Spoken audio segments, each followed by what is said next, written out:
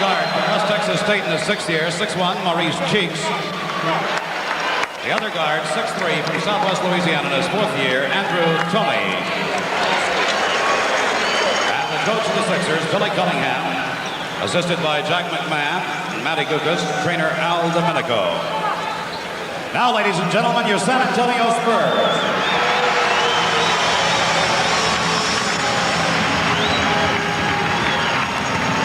From Notre Dame, in his 1st year, 6'2" guard, number 4, John Paxson.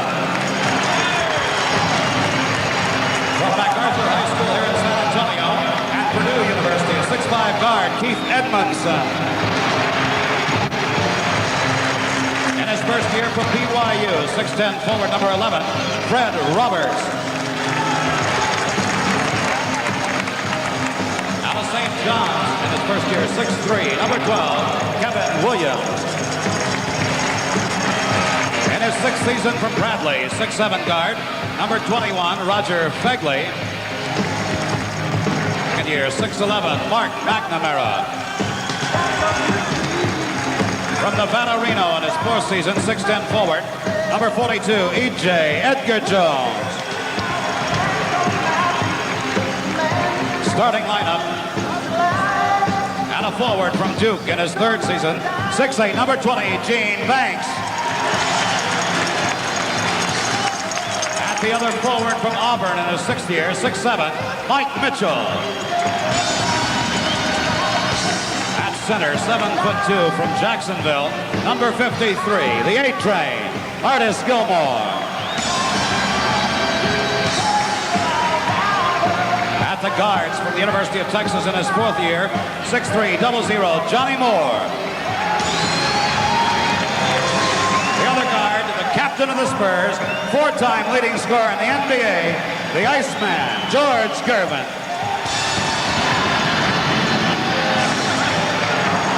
Coach of the Spurs, Mo McCall, assisted by Alan Presto, trainer John Anderson.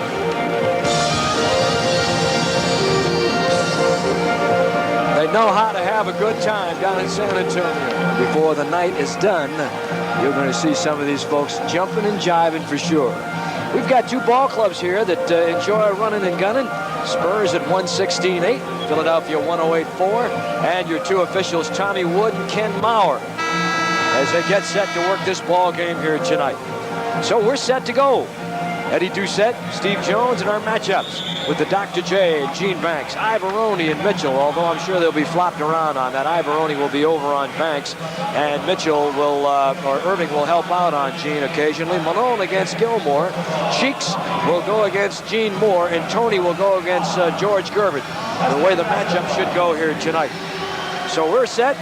Mo Malone averaging 23-3, Dr. J 22-3, Andrew Toney at 18-3. Mo Cheeks at 13 and Ivoroni at 4-6. Gervin at 25-1, 18-2 for Gene Banks. Mitchell at 17-3. We'll give you the rest. Artis Gilmore at 16-8. Johnny Moore at 11-6 for San Antonio. On top, you've got Moore. Mitchell. His shooting has been off, and the 76ers. And immediately the outlet. That's the one thing they have been short on early in the season. They have had countless opportunities to outlet, but the pass hasn't been there. So they're looking to go to it early here tonight. Well, whenever you get that quick jump shot from the perimeter, you're going to get a chance to run. And Mitchell put that one up quickly and surprised his teammates, and they got the ball out to Ivoroni for an easy 2. Gilmore inside. Left-handed shooting, Gilmore deflected away, and here comes Andrew Toney. He dribbles with his head up, you young people. Down the lane, knocked away. Gervin. George Gervin, easy, cool, never gets shook. He's 6'8", 190 pounds, 8-year man, Eastern Michigan.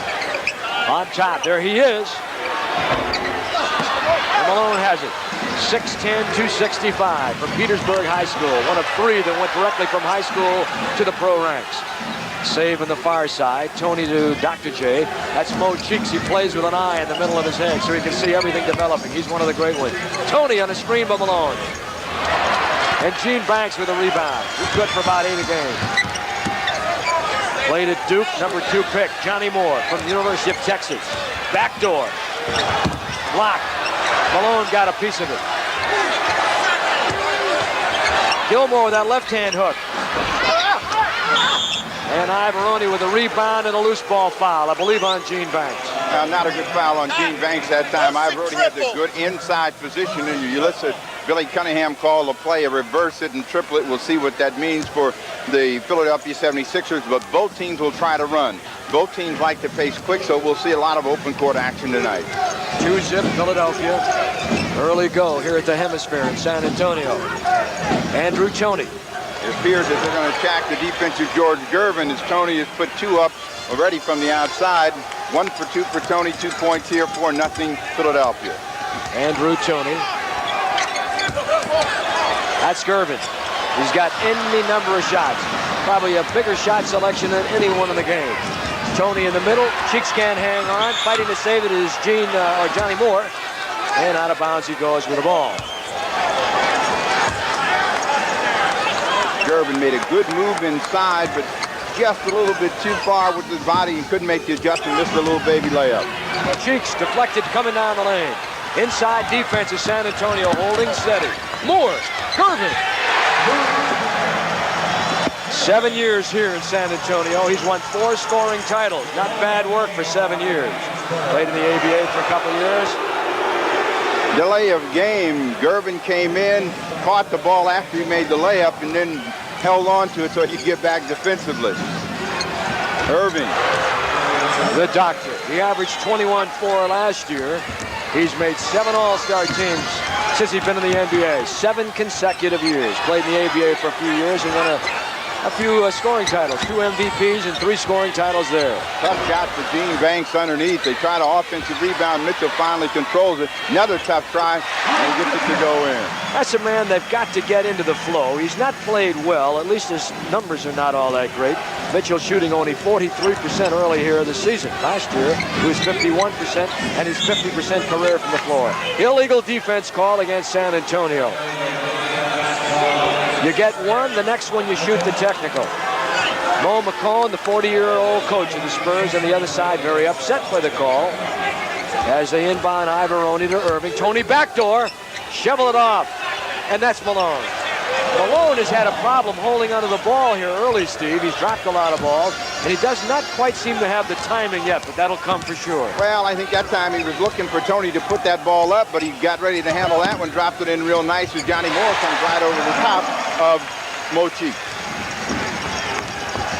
San Antonio 6, Philadelphia 8. A 2-point Philadelphia lead, and Toney is fouled inside. Now you see that Philadelphia is going to attack George Gervin at the defensive end. So that means Gervin is really going to have to come back at the offensive end and outscore Andrew Toney. Toney really one of the very tough guards to handle for anyone, and particularly tough for Gervin, who does not have the reputation of being a great defender. He's a 76% career free throw shooter. Last year he shot 79%. Also their best 3-point shooter. 18.3 average, you see. Andrew Toney.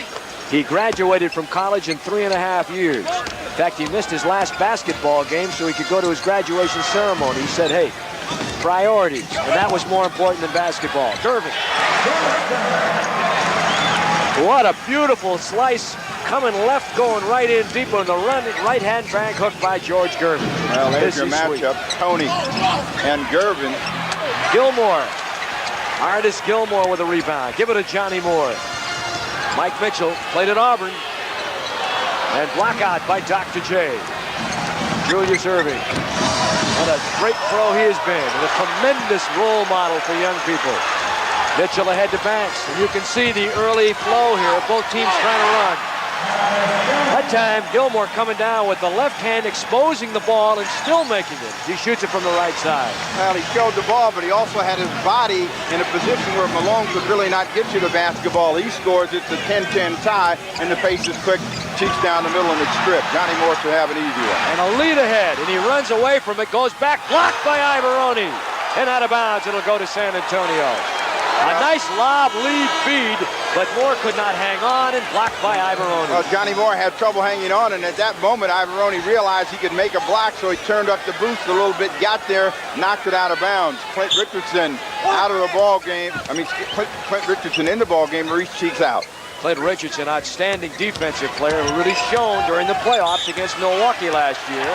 And as Gervin tries to get into a position to do one of two things, score or dish it off, Richardson with a foul. Richardson reached in, and of course there's always a fear that Gervin's going to get cooking from the outside, and if he's starting to hit that jump shot, then it makes him doubly tough to guard. We'll see how Richardson handles that assignment. Gervin on the drive.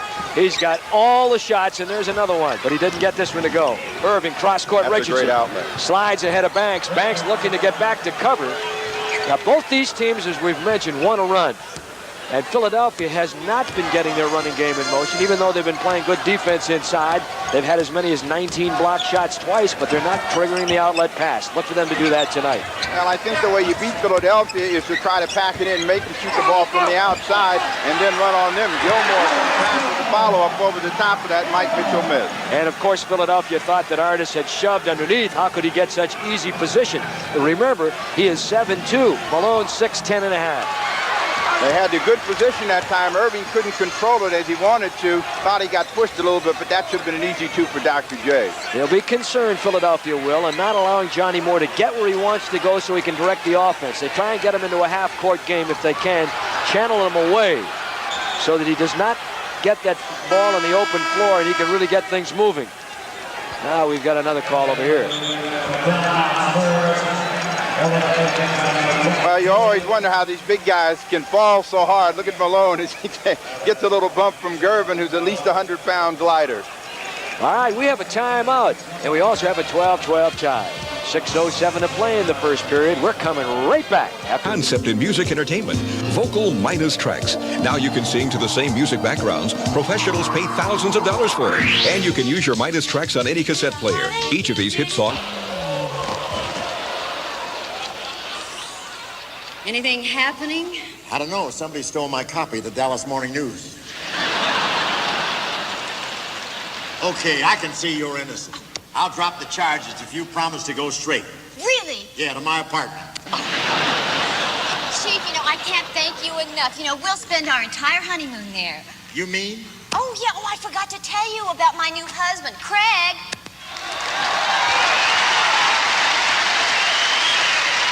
Craig James. Football star. Yes, I finally got what every girl comes to SMU for. My MRS degree.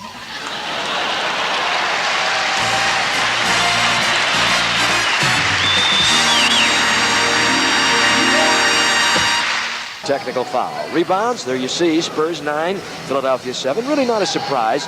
San Antonio always has been one of the better rebounding teams. Coming into this game here tonight, Spurs rebounding on an average of a little over 45 a game, while Philadelphia a little over 44 a game. There he is. What a hook and ladder he is. The big man in the middle, Moses Malone. So they give it back now to San Antonio with a full-blown 24-second clock. Johnny Moore. Weak side give, now strong. Gervin. Gervin with 6. The Spurs by a pair. Now they've switched up defensively. Johnny Moore guarding Andrew Toney. Clint Richardson being guarded by George Gervin. Toney, the outside. One thing that they're concerned about on the Philadelphia side is Andrew Toney having to work especially hard at both ends of the floor. That's why they made the switch. With him playing Gervin the way he was before, there was a problem and a concern for him getting in foul trouble. They leave Moore alone, and he hits a two-pointer, not a three-pointer. Not a three-pointer. So Johnny Moore hits the two-pointer. Incidentally, the Spurs a 31% three-point shooting team. Philadelphia a 38%, which is considered very good from that long range. So now you see Moore on Toney. Irving wide open. As Gilmore sagging back inside, they rub the man off a pick, and Irving got a beautiful open jumper from the left baseline. 16-16. Tied again. Toney and Moore. Gervin now played by Clint Richardson, and Artis Gilmore on top now. He'll settle down. Give it over on to Gene Banks' side. Down to Gervin on the post-up. 6'8". Look at how he changed up. And gets it back and misses it. Follows it up with a tip. 3 shots by Gervin. One problem that the Spurs had during the playoffs, Steve, was that Gervin was giving up shots. This year, Mo McCone said, I want him to take more shots. Kicked out of bounds by Andrew Toney as he tried to cross it over in the crowd. Well, I think if they wanted to get a little bit more balance for Gilmore and Mitchell and Johnny Moore all getting offensive tries here early in the season, they want to get their big money man, Gervin, off the track, try to win some ball games. And I think McComb is feeling that pressure and maybe looking to Gervin to carry the weight a little bit more. Andrew Toney will get his first in Philadelphia, their second foul here in the first period. Well, the arm is out. You can see hand checking very evident right there. Johnny Moore tried to get the penetration, so he picks up his first foul. Bobby Jones slips into the ball game. He'll be guarding Gene Banks. The best sixth man in basketball. That's the award he received last year in the NBA. He's been that kind of a player all his career. Mitchell on the post-up, Ivoroni on the foul. So now your front line has Jones, he's 6'9", Ivoroni, who's 6'10 plus, there's Bobby Jones, and Mo Malone, who's 6'10 plus. Bobby Jones, the man we talked about. That's a special quality you have to be a good sixth man. I think that Havlicek had it. Junior Bridgman's got it in Milwaukee. Again, of course, Bobby Jones. And one that you might want to think about, you young guys out there who may be a little concerned about making the starting five in your team. When Julius Erving was in high school, he was a sixth man because he was the one man that the coach felt could contribute off the bench without being concerned about having to start all the time. And that takes a special quality. Keep that in mind as you try out for your clubs wherever you may be around the country. 19-16 now, the Spurs with a 3-point lead over Philadelphia. Nice drive by Clint Richardson. Nice player. Well, an excellent movement without the ball for Richardson, burning Gervin again, so Gervin's going to have to pay attention to the cutters coming in. Moore, that's George Gervin. Nobody's switching out. They help out. Now they go back out to Banks. Rainbow with 8 seconds on the clock, and Malone with a rebound. Number 1 rebound in the league. Saved by Gene Banks as he comes over our side. Into the hands of Moore, Mitchell. And they're taking the ball to the hole, which may surprise some, against that big front line, anchored by Moses Malone. Well, both teams are not stopping the initial penetration to play with the basketball. This time, Toney comes down one-on-one in his own, pops from the outside. So, again, this game looks like it's going to be one of offense and who outscores the other team. Ivoroni made that happen with a great screen, freeing Andrew Toney. And Irvin with a good start here. The Iceman with 10. San Antonio 23-20. It's always a hot contest when you get these two clubs together. They played twice last year. They split. Bobby Jones. Toney. There's Malone. Mo Malone, who rode the parade in Philadelphia to accept the trophy and get all the applause, and then 15 minutes later was on a plane back home with a hot dog in his hand. He's just a good old guy. 23-22 score. Gervin. Who told me that? Toney on top, played by Johnny Moore. Cut by Seattle, came down here, actually dealt down here, cut by this club. Sat out of here, made the club, and he's a key man. On the cut inside, Toney over Gilmore, missing it Moore with Banks on the right. Comes up with a short arm. Well, that was great 3-on-1 penetration. Banks got a little bit too close to Bobby Jones, couldn't control it, and Johnny Moore comes up with the save. They got a new 24, and they'll set up. And Jones, one of the better defensive players you'll see in the league. On top of Gervin, but George Gervin at 6'8", a guy with a turn-in right-hand hook. He's got 12. Gervin used to be a forward. But Doug Moe converted him to a guide when James Silas, back in the old days here, came down with a knee injury, and he moved him back to a guard. He's been there ever since. Richardson. Gilmore with a follow tap. Or Moore with a follow tap, and Gilmore with a rebound.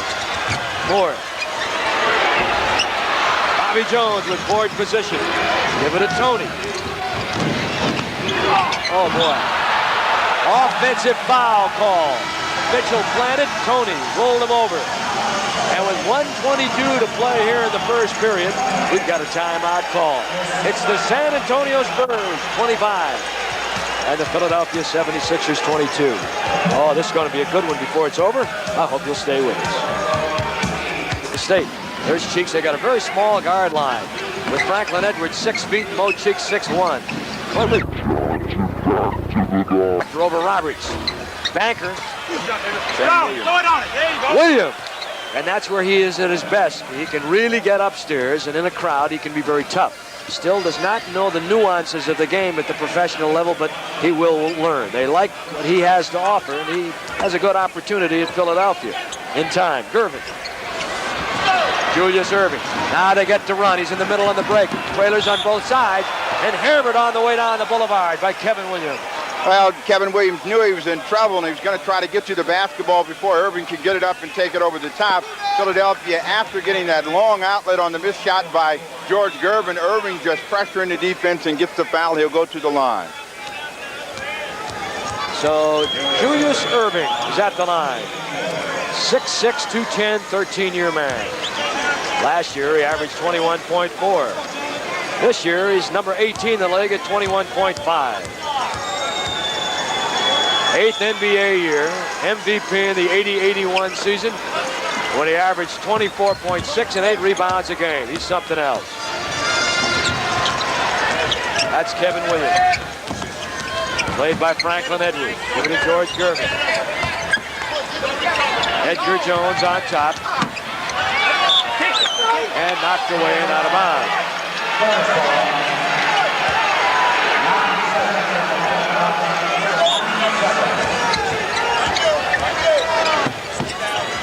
Cunningham thought he was going to get that ball back, went off of what he thought was the Spurs' leg. Spurs get it back. They put the ball up from the outside. They get a call inside. Mark McNamara gets the call. A foul on Mark McNamara. That's his first for the Spurs. It's 2. Both teams now have 2 team fouls. Philadelphia bringing it up, goes to their half-court offense. Cheeks trying to get inside to Clement Johnson, and McNamara reaching around the pole that time, caught on the foul. Well, he had good position. That was going to be a tough pass for him to handle. He was trying to hold McNamara off. Unfortunately, got bailed out by the foul, so McNamara picks up 2 fouls in a row, 3rd team on the San Antonio Spurs. Cheeks set up their offense. Franklin comes back to the near side. Irving to Cheeks. Clement Johnson sets the screen, asks for it, and gets it down deep. And another foul on McNamara. So Mark McNamara with 3 quick fouls. And the young man that has a house full of snakes for a hobby is in a house full of trouble right now. Yeah, some boa is strangling him right now. Got a striped shirt on. 35-32. Franklin Edwards. Give it to the doctor. On Fred Roberts, the kid from BYU. Foul, and he'll go to the line. And here they come, and this is where they're so tough. And this is frankly where San Antonio has got a problem, Steve. They have 6 new faces on this team. This is a young bench. It is not an experienced bench, and they're making mistakes right now, and of course they've yielded the lead. Well, I mean, no shame to Fred Roberts. Irving has made those sorts of shots throughout his career. I think what is the problem for them is familiarity to the rest of the NBA, and a lot of these are young players, and they don't know what to do against a player of the caliber of a Dr. J. Irving completes the 3-point play. From the University of Massachusetts, graduated in '72, actually was the #1 pick of the Milwaukee Bucks, but he went to the ABA, and of course, then the deal was made for Irving coming into the NBA to go to Philadelphia. Been there all his NBA career. Mike Mitchell. Well, he jammed that one down hard, and Sam Williams trying to defend on him coming inside is slightly shaken up. Watch here. Well, one of the few good post-up positions that they've gotten for Mike Mitchell. He powered his way in. He has a chance for a 3-point play. You'll see the help is there a little bit too late. Sam Williams gets a piece of the ball and also a piece of Mike Mitchell, who has a chance for 3. Mike Mitchell at the line. 75% career shooter, 76% last year. And he makes it good. Now 38-35 lead for the Spurs. Sam Williams. Edwards. Clement Johnson. Edwards. At 9 seconds when he shot at Gilmore in the game again. Kevin Williams. Clement Johnson gave him a brush.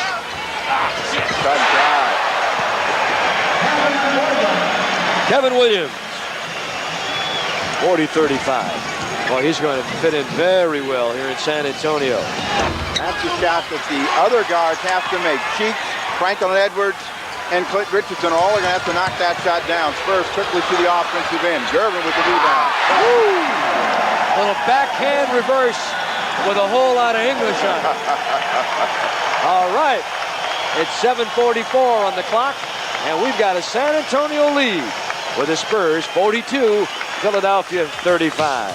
We're at the Hemisphere in San Antonio, and these folks are working up an appetite for that big Thanksgiving Day turkey. We'll be back.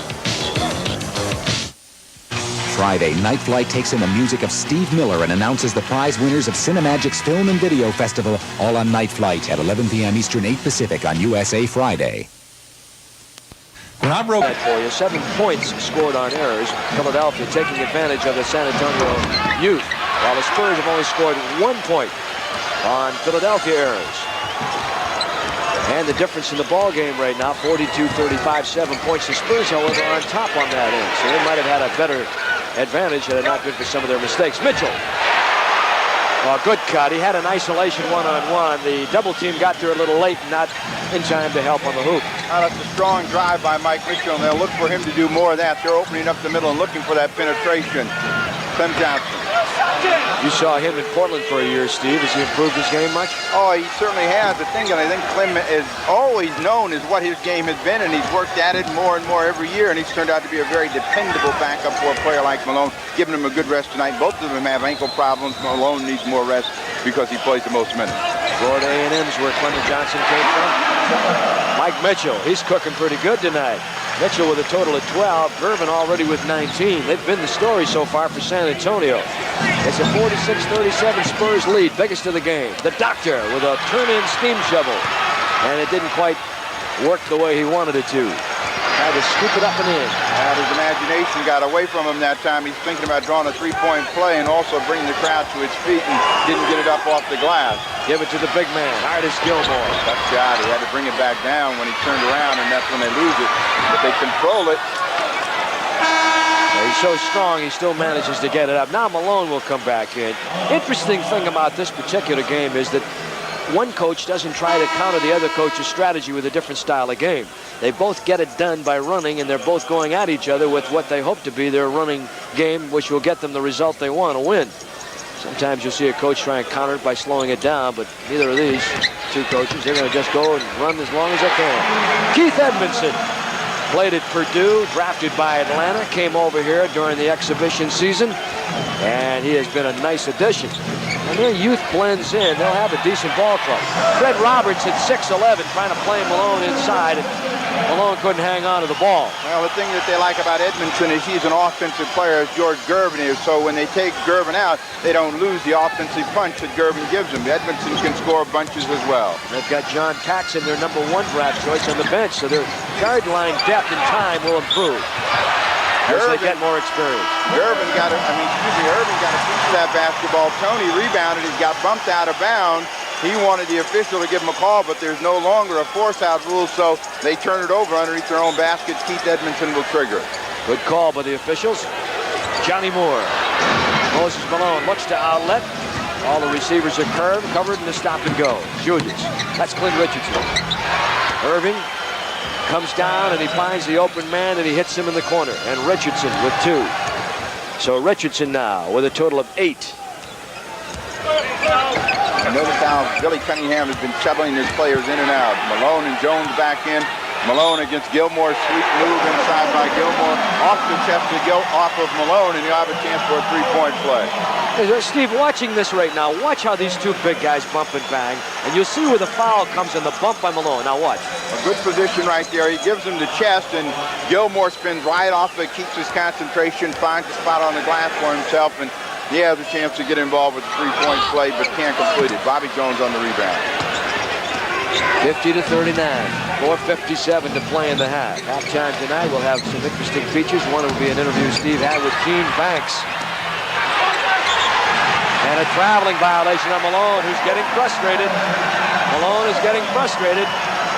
And he started a run before he put it down, and now you'll have more to inbound with Edmondson backcourt against Richardson and Tony, the guard line for Philadelphia. What happened, Eddie, you can't get up after you've gone on the floor for the ball, and Malone got up. That's when they made the traveling. Edmondson one-on-one against Tony. Richardson trying to double down. They'll bring that guard down to double once the ball goes in the corner. And Richardson had to cover up, get back out to Moore. Fred Roberts was a good shooter in college, played last year in Italy. Did a good job averaging 19 points and 11 rebounds a game there. Position too good by Gilmore, showing his strength right there. Malone's trying to body him again. And he just comes right inside. And Malone says, watch the play at the other end. Same thing is happening. Malone wants the ball now. 52-39, big Spurs lead right here. 4:12 to play in the half. Tony! And did he drive the boulevard that time? Gilmore with Johnny Moore, Edmondson. They've got Mike Mitchell at the other wing, a little over 6'7", and Roberts at 6'11" up front with Irving guarding him. Maybe he was the guy in that Surrey with the fringe on the top, huh? After I got through with it, right? Tony against Edmondson. Strong drive, pushed the man out of the way, goes in and scores. So Tony gets back-to-back layups. Johnny Moore helps Tony get back up. Nice sportsmanship, but you could have used a couple of extra steps, John.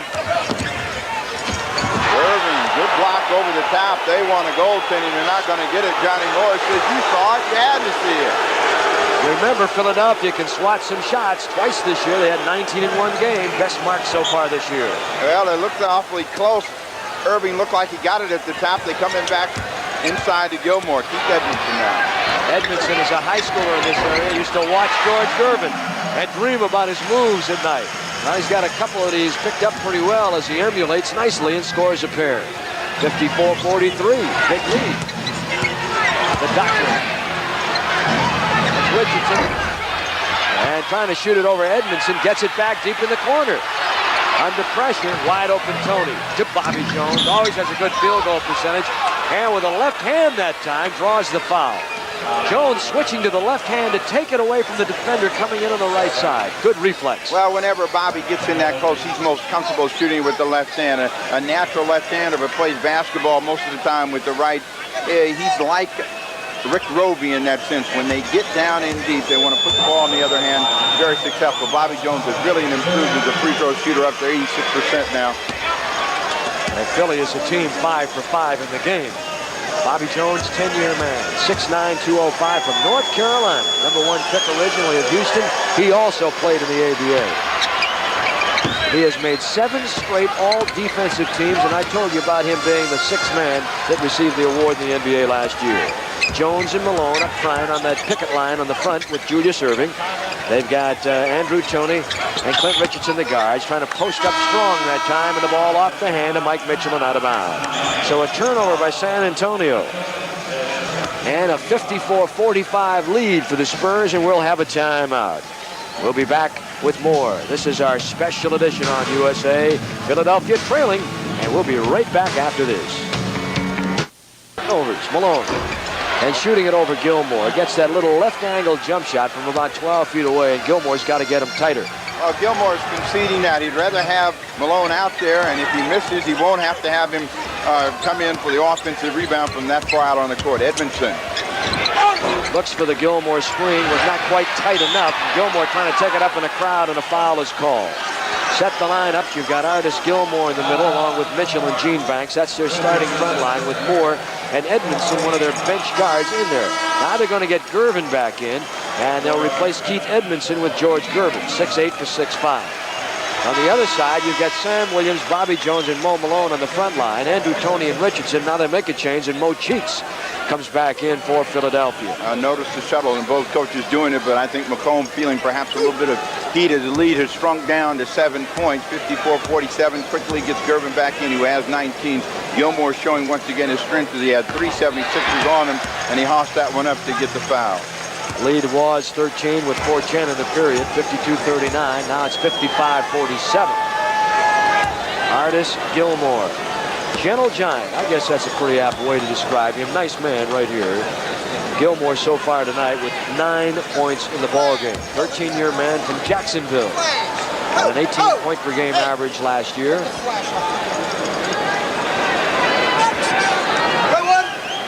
Gilmore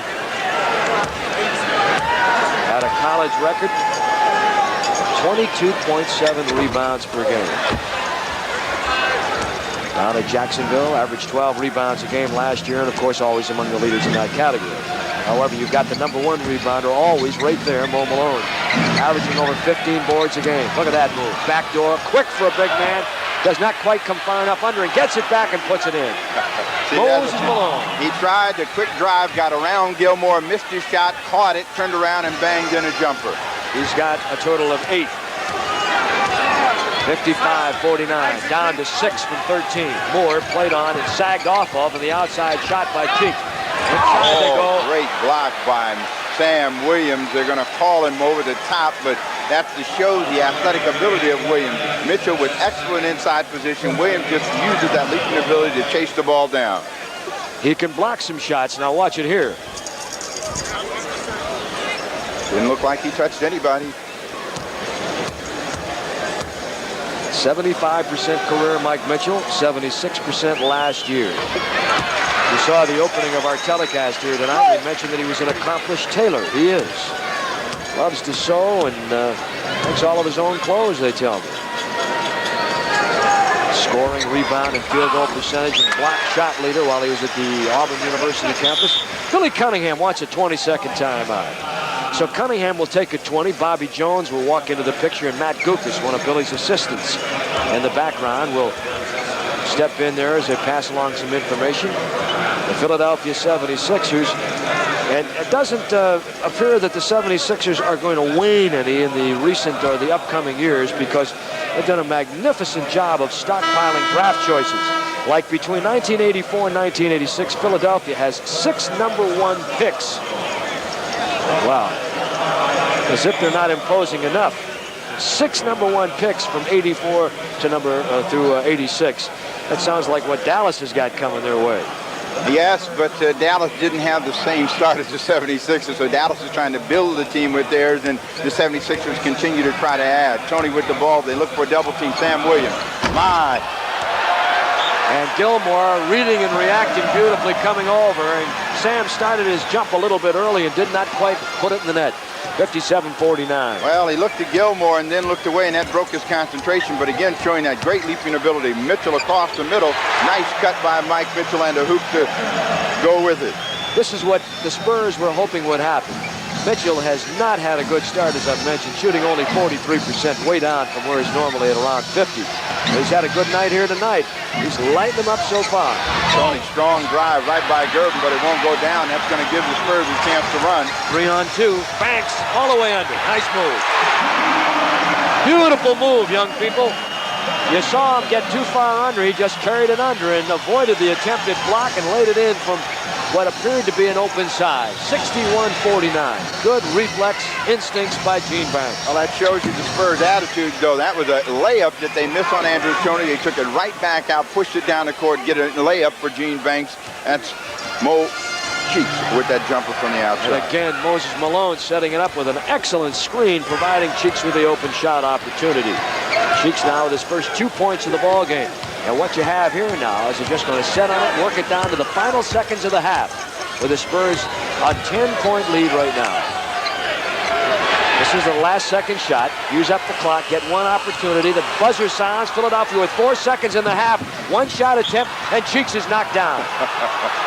And Gene Banks, who was born and raised in Philadelphia and wants to look good for the home folks against the home team back there, will get the foul called on him. Well, they're talking about the officials, but there can't be too much argument here. Cheeks bumped a couple of times, once by Johnny Moore, which got him off balance and started on the way down, and Gene Banks reached in. He said he didn't touch him, but there was some contact, and Cheeks will go to the line. Gene Banks will be the subject of Steve's interview here tonight as he'll talk to Gene, and we'll also have a feature on Billy Cunningham, the coach of the 76ers. I hear you, Gene.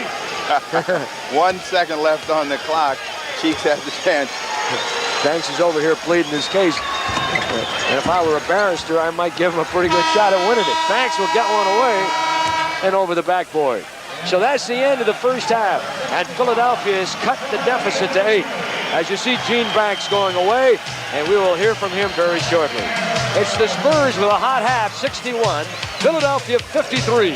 Don't get away. It's going to get more exciting than this when we return to San Antonio. Gene Banks is leading the NBA in scoring, but probably is better known down here for his imitations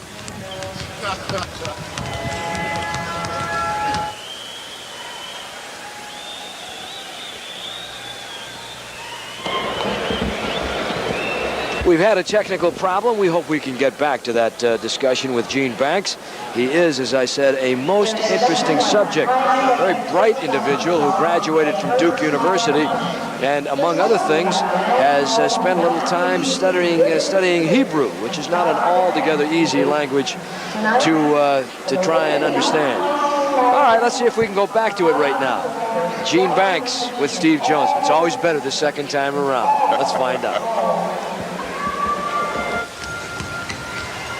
Gene Banks is leading the NBA in field goal percentage, but down here in San Antonio is probably known better for his imitations of Howard Cosell. He says he's losing his touch, but for sure this year, Gene, you're not losing your touch at the offensive end. What's the difference between last year and this year in terms of your offensive involvement? I think, first of all, it's been the maturity of myself going into this ball club and also the confidence that I've had with the coaches being behind me and also my teammates, Ice and Artis and Mike Mitchell has done a great job. And Johnny Moore has helped me get off to a great start getting me the ball. But I think the main thing has been maturity and knowing how to take good shots, picking the shots right, and feeding off everybody else. All right, well, you talk about great starts, and San Antonio's used to getting off to great starts, and now we're at the bottom of the heap. What's the problem?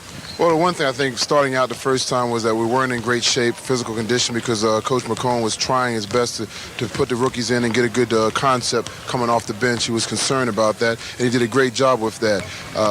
Execution-wise, we've made a lot of mental mistakes, and this game is not just physical, but it's a mental type of game. And now what it is now we're like 5-8 now, and we're like in the bottom, and we got to work our way up. We have the talent and the confidence to come back and win this division, but it's not going to be easy. All right, is there any pressure on the team down here? You feeling any heat from the press and the fans, who are great fans down here and supported you very well? I shouldn't even. Well, you look at yourself, I think they've been spoiled to the point of knowing that we've been a great success even before I was here, which I've been here. This is my third year coming. And the Spurs always had a great start since 73. 73 was the first year they had a bad start. And I think the one thing I like about it is the adversity that we're dealing with now. We have to overcome this, and it's going to make us stronger later in the season. The new officiating is a lot to get used to because they don't know a lot of the moves that a lot of players, but they're getting better and better. That's one thing I like about it. The officials are doing a great job and getting better and better. The thing with the strike and everything, I don't know much about, so I can't talk about it. I like those guys too. But I think the adversity is going to help us a great deal down the stretch. All right, well, you know, you've always been in the position of liking challenges and accepting the leadership role on this team. Do you see yourself stepping more and more to the front as one of the leaders on this team in your third year? Yeah, we have a bunch of leaders, as you say. Ice is more like a quiet leader. An artist doesn't like to step on people's toes because, like you say, I come from Chicago and I don't want to step on Ice's toes. But we work hand in hand a lot of things. And sometimes I work better with the rookies, too, when they're out there on the floor or on the bench. And it seems that we all have that that quality for being a leader. And I think the one thing about it is that sometimes it calls for a certain guy to rise to that. And at times I have, but I don't take that role. Like you said, I'll take it literally. All right, now you got something you want to say to your people at home? I like to say hello to Dad because all the other guys always say hello to Mom. I like to say hello to my mom and all the people back in Philadelphia and my old coaches, Krzyzewski and Foster, and all my friends. I like to say hello to them and that I like to thank them for their support. All right, let's go back to Eddie Doucette. All right, Gene, articulate, affable, and a very interesting young man. I agree. Everybody says hi to Mom. How about Dad? We want to thank Gene Banks for taking time to speak with us. And on behalf of Toyota and your local Toyota dealers, we want to present him with a great-looking Toyota tote bag. We have Billy Cunningham coming up when we return. We'll have that for you on the way back to the Hemisphere in San Antonio. This is a special edition version of NBA basketball on USA. And we're coming right back. Honey, you did it! Track Drive. Only Jeannie has it. Jeannie welcomes the ones you love home. From the time I was a kid, playing basketball came naturally. Basketball comes harder to kids who are mentally retarded. But with the right training, they can learn almost anything. Foul. Foul, you fouled it. When they do, these special children become Special Olympians. The NBA supports Special Olympics. Why don't you? Please volunteer your time or money. The preceding message has been furnished as a public service by the National Basketball Association. They've won some divisional flags here in San Antonio, and they love their Spurs. And they ought to, because tonight at halftime, there it is, 61-53, the San Antonio Spurs. Well, what does it take to blend the elements to make a championship team, and what are the pressures of coaching the NBA? Tonight in our NBA profile, Billy Cunningham, the guy from Erasmus, back in New York, answers some of those questions and more. Let's find out. 65, Billy Cunningham joined the Philadelphia 76ers following an outstanding collegiate career at North Carolina. Cunningham averaged over 20 points per game during his NBA career, and he earned every one of them. No one followed their shot better than the Kangaroo Kid. He was never fancy. All he did, time and again, was get the job done. I loved it. It was just so much fun. I just felt that who could be any luckier than I was at that point in my life, that here I was doing something I would do on the weekends for nothing, and I'm getting paid, and this is my profession. That was my whole approach to it, that I was such a fortunate person, and that the only thing I had to do was to try and be the best player I possibly could. In his second year with the Sixers, Cunningham played a leading role in their rise to a world championship. Billy C. was the consummate team player on a team voted the best in NBA history. That surely was a great team. They weren't concerned with who scored the points or who got the rebounds, just as long as the job was done. And it was just a lot of fun playing with that group, you know, with Chamberlain, who's just an awesome player. Luke Jackson, Chet Walker, Wally Jones, Hal Greer, Matty Gukas, Billy Melchione. Just great players, great chemistry. It's a shame that team was broken up, though, after the next year. I think that it was a team that would have won another 1 or 2 championships if they were kept together. In 1977, Cunningham made the transition from player to coach. He accumulated 300 victories, faster than any coach in NBA history. But it wasn't as easy as it looked. When I was a player, I thought of myself as a student of the game. And then when I became a coach, I thought I'd be able to step in and be able to do a good job right away. And it didn't take me very long to realize that not only did I have to worry about myself, I had to worry about 12 players, 22 other teams, just intangible things that you might not see or hear about. And you don't have the release that a player does. The player is out there running and he works off this nervous energy, and a coach is just limited to more or less a little box, you know, and he cannot go out of that area or else. You know, you're just mentally drained when the game is over. We have off days, but he doesn't take a day off. And you can see that, and sometimes you can see the wear and the tear and the drain on him. But, you know, he recovers from that and he bounces back and he gets back into the task of what he feels it takes to lead his team to a championship. I hope I'm getting better every game. And I think I try to coach the similar way I played. You know, just you just give it your best shot. You work as hard as you possibly can to be the best player you can be, or the best coach.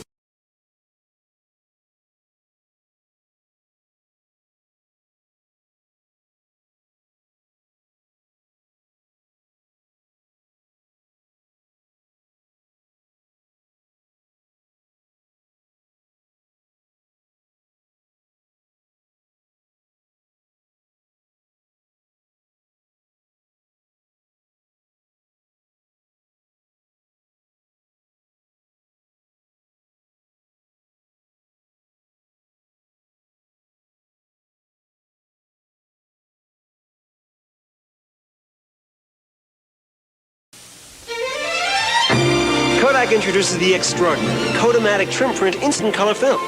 Unlike an ordinary instant print, the extraordinary trim print lets you lift off the image to capture the color just the way you like it.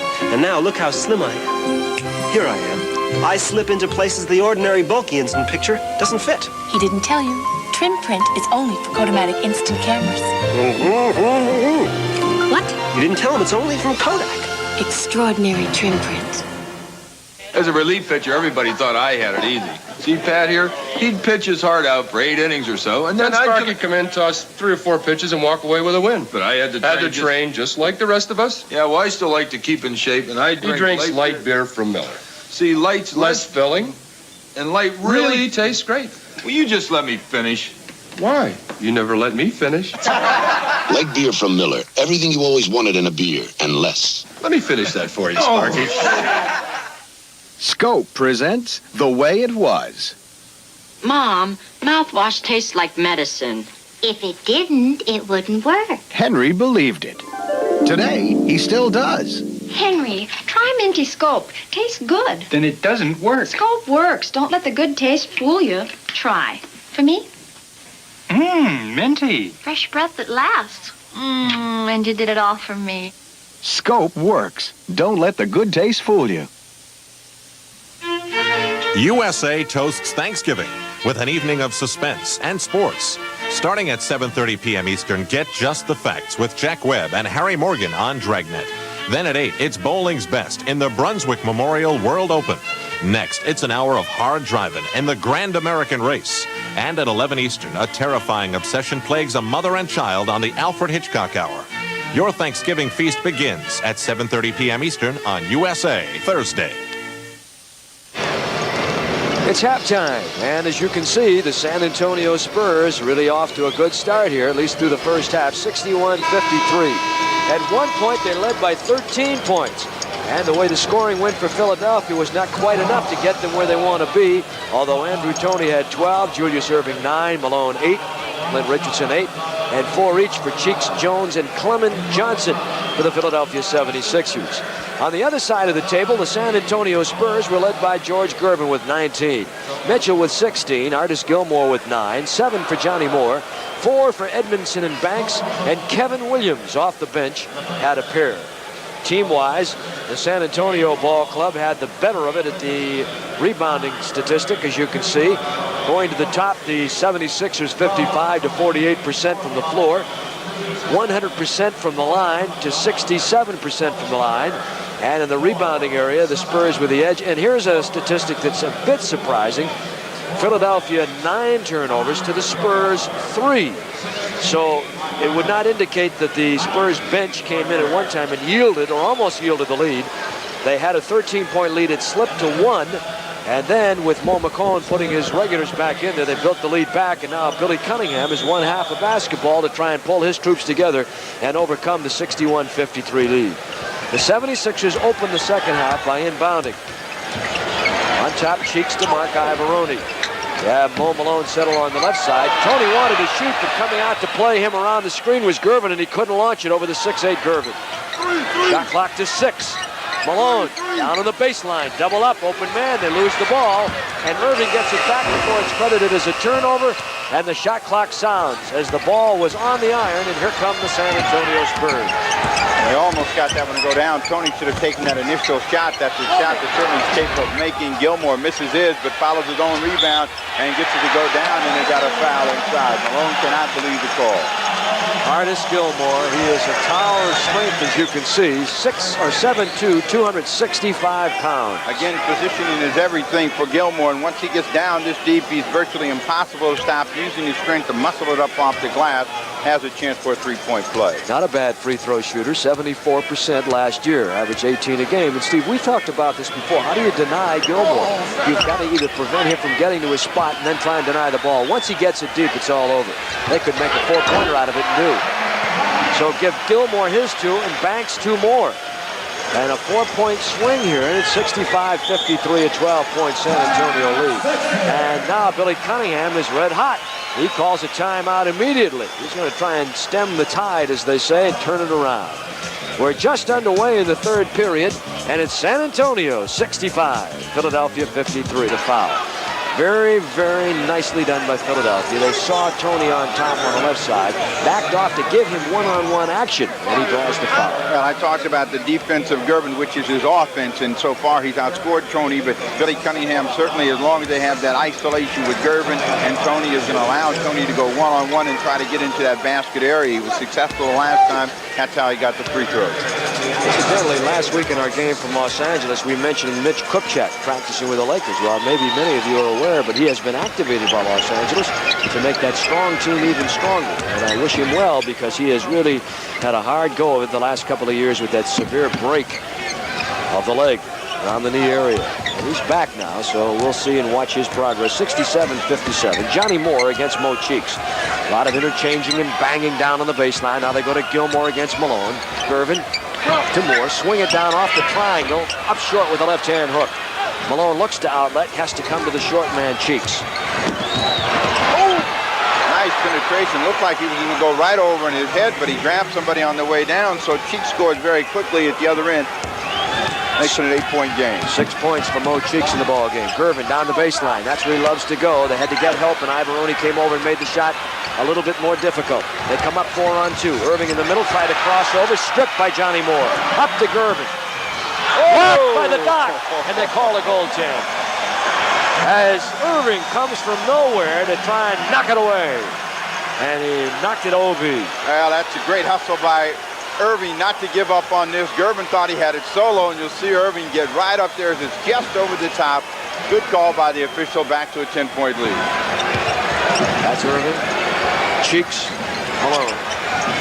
That's what Malone wants on Gilmore. Gets inside, chases his own shot. That allows Ivoroni to rebound. They get a foul on Artis Gilmore, who thought he had an excellent block. But how about Malone's offensive rebound? He's the #1 offensive rebounder in basketball, and he shows you here.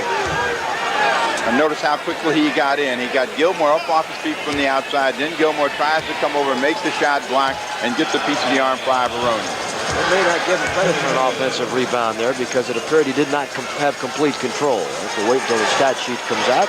There's Ivoroni, kind of the role player on the starting five for Philadelphia. He's the strong forward, 6'10", 2¼ from Virginia. An original #3 pick of the New York Knicks in '78. Cut several times and finally discovered in the summer league by Philadelphia. Brought him to camp last year and he fit that puzzle beautifully. Does not look to score a lot, just does a lot of things you don't see in the box score. Just a steady player that won't hurt you with a lot of mistakes. Gervin. Malone inside, but Gilmore over the back. And fouled down deep. And a shoving call, and that time it might have been on Ivoroni or Moses Malone. Let's wait and find out. Get the foul on Mike Ivoroni. Got himself sandwiched in there and didn't do anything but try to grab a piece of Gilmore's arm going back up. Gilmore had to tip the first time, couldn't get it, grabbed it again, try to control it, power his way up. He's having a strong second half start. Ivoroni with a pair, and Philadelphia with 3 team fouls here in the third period. Ivoroni, incidentally, ought to know a little bit about Ralph Sampson. After he was cut from the Knicks, he went back and worked at his alma mater. And all he did was work against Sampson to try and put a little body on him to teach him how to handle the strength, the bulk, and develop a little strength of his own. So Ivoroni figures that Ralph Sampson has paid a few dues, and he says that the young man's going to have a brilliant career. Yeah, owes him some of that paycheck. Don't give it up, Ralph. Back to Tony. That's a 2-pointer.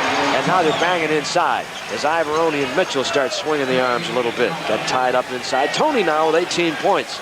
71-63. That Spurs lead 8. One thing that Billy Cunningham said was that they have not had consistency at all. They've had one good game all year. They'd have a good half and then a bad second half, or vice versa. And what they're looking for is a team that can get it all together. One game to go along with the only other game they've had all season, even though they're 9-3 for the year. Rebound Malone up to the doctor. Trailing Ivoroni. Back to Tony. See how he gave it up, and he pulls up short, gets his own missed shot, puts it in with the left hand. That's Andrew Toney. That's excellent ball movement. Toney taking a page from Malone, just chased his own shot. Now a 6-point ball game. Toney now with 20 points in the ball game. 71-65. Johnny Moore. Moore, Mitchell. They interchange, and now they double back to get back to their respective men. No position. Shot by Mike Mitchell out of bounds when he released the ball. Nothing but net. You know, last year was the only year in his career, and he's been in the league 6 years, where Mitchell has averaged under 20 points or more a game. He finished 19.9 last year. So you know he can shoot. He's an offensive player. There's Cheeks. Inside they go Irving. One-on-one on Gene Banks as they cross Banks over on Julius. Got to put a little muscle on him. And he took him inside, didn't he? Julius with 11 points. He's among the leaders in scoring in the NBA this week. Well, he used that long arm to just reach around Gene Banks after getting a good position. Now they're trying to pressure in the back court, and they use Gilmore to get it across. Gilmore gets and then gives a brush screen to Cheeks to enable Moore to go, but he doesn't slide all the way to the far side of the floor. So Moore will give it on top. That's Mitchell. He's hot. Mike Mitchell. And Mitchell now at 20 points for the ball game. 75-67. Mo Cheeks from West Texas State. MVP down there, MVP of the Missouri Valley Conference. Did it all. Johnny Moore, University of Texas. Gervin, offensive foul right there. Tony. All he had to do that time was hold his ground, but he wanted to make sure that Tony had no chance for it. Put the right arm out. That's when they called the foul right in front of the official. Excellent call. 76ers have a chance to get within 4 on this possession. Bobby Jones in. Ivaroni goes out. You've got Cheeks now going over to Moses Malone. There's Julius Erving, played by Gene Banks. Bobby Jones pulls up short. Had that little stack set up inside. The turnaround comes up a little bit shy. There's Gene Banks under the Philadelphia pressure. Banks forced to handle a ball. They double him up, trap him at the midcourt line. Gervin. The guards are not going back to help out. And that's preventing San Antonio from getting down the floor in a hurry and making them come down and set up and not leaving them that much time to get a shot off. As Philadelphia starts to close and they're within 6. Moses Malone. Malone has not had many offensive tries tonight. Tony ducks in and takes care of that. And suddenly it's down to a 4-point lead. Was 13 in the first half, 10 moments ago, and now with about 5.5 minutes to play in the third, San Antonio looking for a win. They've lost a couple in a row. Wants a timeout. Timeout here in San Antonio. And we would like to remind our local systems that we're going to break right now so that they can identify. It's the Spurs 75 and the Sixers 71. Meet a maid who makes an absolute mess out of murder on the Alfred Hitchcock Hour at 11:30 p.m. Eastern tonight on USA. On a wonderful, wonderful night like tonight. You might think the most important thing in Pat Boone's life is show business, but it isn't. Listen. The most important thing in my life is my personal friendship with God. See, I've always drawn a lot of practical help from the Bible. And the Bible says, I will instruct you and teach you in the way you should go. You also can experience God's guidance and love. This new paperback book can help you. Power for Living will give you strength and courage and can start you on the way to a personal relationship with God. Power for Living will help you meet your problems and challenges. To get your free copy by mail, call this toll-free number now. There's no obligation. No one will visit or call. Power for Living. I found out it works. Try it. The book and the call are free. So call this toll-free number now. They call them the baseline bums in San Antonio. And no one has more fun than they do. And they come down here and are ready to roll each and every game the Spurs play here at the Hemisphere. It's rocking pretty good, isn't it? All right, back comes Philadelphia now with Bobby Jones, Andrew Toney, Mo Malone, Irving, and Clint, Maurice Cheeks with Gilmore. As you see, 13 rebounds going tonight against the #1 rebounder in basketball many times over, Moses Malone. Again, you have to mention that Malone is operating with a bad ankle right now, but he's out there because of the pride and the fact that he wants the 76ers, again, to be in a position to get in that championship round. Spurs out-rebounding Philly by 5. Gilmore with 13, but being outshot 57 to 48% from the floor. As the 24-second buzzer starts, gets stuck, and now as you see Tony trying to take it to the hoop, he's fouled by George Gervin coming in. Mike Mitchell took an uncharacteristic jump hook for himself. That allowed the 76ers to get out on a break. Gervin knew he was in trouble, so he just grabbed him before he could get up in the air. And if you're going to make a foul and prevent the three-point try, you got to get them before they can get the arms up. Good play by Gervin that time, but Tony's deadly from the line as well. 22 points, and he only had 12 and a half, so that means he's got 10 in his period and counting. And he's even his matchup with Gervin. Team fouls are even at 3. Andrew Toney at the line, as you see. Many people wondering whether the Philadelphia 76ers can repeat. Gene Banks probably one of them. Now, you might want to know that the longest string of consecutive titles in NBA history is owned by the Boston Celtics, who have done it 8 times, at 8 in a row between 59 and 66. Illegal defense. Second time tonight it's been called against Philadelphia. We'll have a technical foul. This is a bad call here if it's a technical foul on Billy Cunningham, because Cunningham comes running off the bench and says, "Boo!" And he hits him with the technical foul. They're already going to get the technical foul for the illegal defense, so they're going to get a couple right there. Perhaps an overreaction by Ken Maurer, the official, right there to get Cunningham back on the bench. That's the one area these new officials have got to be a little bit cautious in here, calling the ever so quick technical foul. Now what do we got here? Now they thought that there was 2 technicals called, but evidently there weren't. Well, it appears there wasn't. They did get the 1 technical foul. For the illegal defense, not for Billy Cunningham coming off the bench. So they amend, they take 1 shot. The Spurs get it back, of course, where the whistle stopped the play. The time remaining on the clock, and you see you've got now Mitchell missing. Inside, Gilmore tries to put it up, and a foul is called again underneath. Well, bodies flying all over the place. Perhaps should have been a whistle on the Mike Mitchell, Bobby Jones contact. Jones probably should have gotten the whistle that time. Malone had good inside position, got pushed out of the way. That's how Gilmore was able to get the offensive rebound. Then his arm was grabbed. They finally called that one, so the Spurs get a break ahead by 2, and Gilmore trying to build on that lead from the free throw line. Well, that is a break because the lead had slipped to 2, now back up to 3 at 76-73. And Gilmore, who's played a very fine ball game here tonight, a chance to add, and can't, with Malone getting the rebound. Moses Malone, incidentally, 7 boards in the first half. Gilmore, 10. 2 of the best in the middle in the game, and there's Moses Malone taking Gilmore out a little bit with an open shot on the right side. He's got 10 points in it. Gilmore is going to give him that shot. They would rather see him out there banging away from the outside than inside, but again, it's a 1-point ball game. 76-75 now. Flat pass, Moore, turnover, taken away by Philly. 3-on-2, Jones right wing.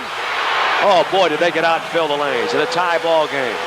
Now they go ahead by 1, pardon me. 77-76. Well, Cheech made a great steal to get up with his hands, knock it down. They get it back to him. Bobby Jones, who can run that open court as well as anybody, takes it over the top. Fred Roberts against Irving. Irving with the deflection and the steal. And he tight ropes the near sideline against Gilmore. By Gilmore. 3-point Philadelphia lead. This is where they take charge. Fred Roberts, the young rookie in the NBA, out there under fire now, and Philadelphia coming back and going on top. And we have a 20-second time here at the Hemisphere in the third, as it's Philadelphia 79, San Antonio 76.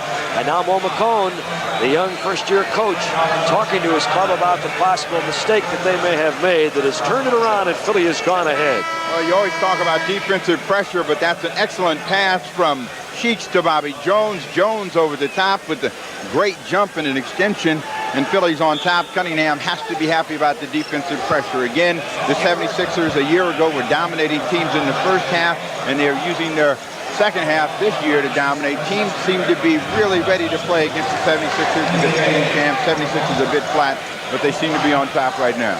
76ers, who are just devastating in the playoffs. 13 games, 12 wins. There are your fast break points in the last few minutes, and it's turned it around for Philly. They're running. They have scored 12 to San Antonio 6. They're at their best when they're running, as are the Spurs. Moore rejected by Dr. J. Dug out by Mike Mitchell. Inside to Gilmore. He's down and deep, and he lays it home. Impossible to stop, even if you're Moses Malone. And a mistake by Philadelphia. A mistake by Philadelphia right there. Okay. It was a mistake. They inbound that basketball, and they don't get it in. Throw it away. Now they're going to get a substitution. 79-78. And the Spurs take the lead as we yo-yo it here at the Hemisphere. Now Maurice Cheeks walks it over. Billy Cunningham with 3:05 to play in the third. Holding up a set play. They go to the half-court offense. Give it to the Doc. Isolated on Roberts. Want to take advantage of the kid. Can't make it work. Gilmore with a rebound. Got Johnny Moore ahead to Roberts. Takes it in on the wing. Goes in strong. And Bobby Jones with a reject. Mitchell has it stripped for his cheeks. That's why he's always among the leaders in steals in the NBA. He is one of the best. Down to Malone. Great help by Bobby Jones on Irving, and then they quickly flash Malone across the middle. One of the few chances he's had down and deep. Gets Gilmore off of his feet, holds the ball out, draws a foul. he has a chance for free throws that would put the 76ers back on top. Artis Gilmore. He has 2 fouls in the game. The Spurs have 4. Philadelphia has 4 here in this third period of play. That's an interesting stat right there. Malone out rebounding all of the opposing centers, so you know how hard he works in the middle, and that's a primary job for anyone that faces him, keep him away from the glass. Easier said than done. Malone gets them both. Moses Malone plays a lot of minutes. They make an inbound turnover the same way as Philadelphia does, and Philly will get the ball back up by 1. Malone averages over 38 minutes a game. I'm sure they'd like to cut that down. On the other side, Gilmore, they'd like to get his minutes down to 30 or 32 a game. But it's tough. You want to win, too. And on the attempt to take it in and bank it, Andrew Toney is fouled, and we're down to the 2:34 mark in the third. And that'll put the Spurs over the limit with Keith Edmondson committing the foul. Well, Edmondson, as with George Gervin, offensive players are going to have a tough time with that offensive player. Both of those players are going to have to attack Andrew Toney back at the other end. You saw the numbers for Andrew Toney. My, oh my, how he has developed. Just a beautiful basketball player, Andrew Toney. When he came out of college, very few people realized who he was, even though he was picked #1 in the 1980 draft by Philadelphia. He misses a pair. They are now 17 for 19 at the line. Those were the first 2 misses for Philadelphia. They had made 17 free throws in a row. Mitchell. They interchange on the weak side. Roberts pops back and dishes over to the safety valve. That's Johnny Moore. They ran that play very, very well. They don't have many plays in their offense, but they did that and they executed flawlessly. Well, look at the front line of Philadelphia. Clem Johnson, Moses Malone, and Bobby Jones. So they're going to go for a little bit of rebounding power and power inside, and we'll see if they attack the middle. Toney with the ball. 1-point game. Philadelphia trailing. That's Clement Johnson playing on a bad ankle. He sprained in Detroit, or against Detroit in Philadelphia last night. And Malone with a loose ball foul. And that is number 5 for Philadelphia. And look at Billy Cunningham. He's upset. Well, it was a good call. The automatic call over the back, and you'll see Malone gets the elbow on top. Tough try here for Clem Johnson against a couple of San Antonio Spurs. Now there's Malone as he gets the arm over Fred Roberts, and that's where the foul and the contact occurred. Fred Roberts, Brigham Young University, drafted originally by Milwaukee on a pick that they got from Dallas, and a trade that sent Pat Cummings to Dallas. It was a #2 pick. Roberts, incidentally, played in Italy, was signed by New Jersey this year after the Bucks sent him over there, and then sent down here as a player to be named in exchange for Stan Albeck, the coach that defected and went to New Jersey. Moses Malone, as he hits a little open baseline jumper. He's got 14 points, and it's 83-83 now. A tie game, and we're down to 1:33 in the third period. It'll get real exciting down the stretch if it continues this way. Mitchell. And honeycombs and pops out, but Keith Edmondson takes it away and lays it in. Washington, Cleveland. 91-91 in the fourth. Milwaukee, Golden State, 39-39 in the second quarter. And Indiana, 85, Detroit, 76 in the third. Other NBA scores of games in action to report. Clint Richardson on the miss. Roberts with the outlet. Up to Edmondson. And the young man from Purdue did a very fine job. He can play forward and he can play guard. He is a very good scorer. Not exactly what you might have called a shooter. He's an offensive player, a scorer. He can score from all over, a la Gervin. Clement Johnson. Moses Malone. Played by Gilmore. 7 on the shot clock. Backdoor double team, knocked away by Johnny Moore. Good defense by Moore. As soon as he went baseline, you double down and use the baseline as another man. So with effect, you've got 3 people working on the man with the ball. Well, they had good hands, quick hands by Johnny Moore to knock that one away. Gilmore gotten beat again on the baseline by Malone. Malone, tough shot, line drive. Ooh, boy. That's a schoolyard shot, isn't it? I don't know if you call it a schoolyard shot, but that's one that's in Malone's repertoire. He drove that one in to get him back within 2. 87-85. That's the kind you make when the asphalt is so hot that the smoke is curling out of it in mid-July. Falling away over the end line. You're warm. I guess we're close to Thanksgiving. I'm hungry. Edmondson. Oh, no! Mo Malone. got a piece of it, but it went down the wrong way, and that is the end of 3. So Edmondson with a big hoop here to give the Spurs a 4-point lead. And this crowd alive in the shadows of the Alamo, the Hemisphere Arena. At the end of 3, San Antonio 89, the Philadelphia 76ers 85. Can the defending champs come back? Let's find out. Taking home movies on my daughter's 8th birthday sounded okay to me, until she said ice skating. Good thing for me, I've got JVC's new compact video camera and recorder. Good thing they only weigh about 7 pounds. This camera's got through-the-lens autofocusing. Watch, it's even got optional titling. Next year, how about a ski party? JVC Portable VHS Video. When you want to relive a memory, we take you there. I love men who eat chunky chicken soup with a fork. Fork? It's so manly. Chunky's filled with chunks of chicken and noodles. You'd have to call it a meal. Meal? Of course, a spoon is so right for soup. But what I really love is decisiveness. I don't use both. Chunky's a soup that eats like a meal. Campbell's Chunky Chicken Noodle, the soup that eats like a meal. Coffee or tea? Both. Do you know who I am? His extraordinary portrayal of Gandhi thrilled audiences and critics alike. Now, Oscar winner Ben Kingsley brings his exceptional talents to the USA Network as Shakespearean actor Edmund Kean. I wanted to be monarch of the English stage, the leading tragic actor. That throne was mine. An American television premiere. From Broadway to London to the USA Network, Ben Kingsley is Edmund Kean at 10 p.m. Eastern, Monday, December 5th. There's the Steve Jones fan club. Cheering and wailing away. Wanted to know when you're going to go up and serve some of that turkey to him, Jones. I heard you're a pretty good cook now. I didn't know that. Culinary art is something that never escaped you, huh? Never tell all of your secrets, Eddie. That's one you've been holding back pretty good. We'll see who does the cooking here in this fourth and final period of play. You know, during the timeout, we talked about the Sixers and their ability to come from behind, and the coaching staff does not like that, but the 76ers have always been able to come back. Trying one more time tonight, down by 4 to a fourth quarter. Bo Cheeks and the Sixers trying to apply the pressure, make them use up as much of the clock in the backcourt. Moore got knocked down. Bobby Jones ran right through the screen, and the ball lost. Up comes Cheeks, back to Jones, and Mike Mitchell is down on the floor. He got hit right in the head. Well, he got a finger in the eye. They should be taking a 20-second. Fred Roberts hasn't said a thing yet. Bobby Jones trying to make another steal. They finally get the 20-second timeout. Gilmore is incensed over there as Mitchell's right on the floor.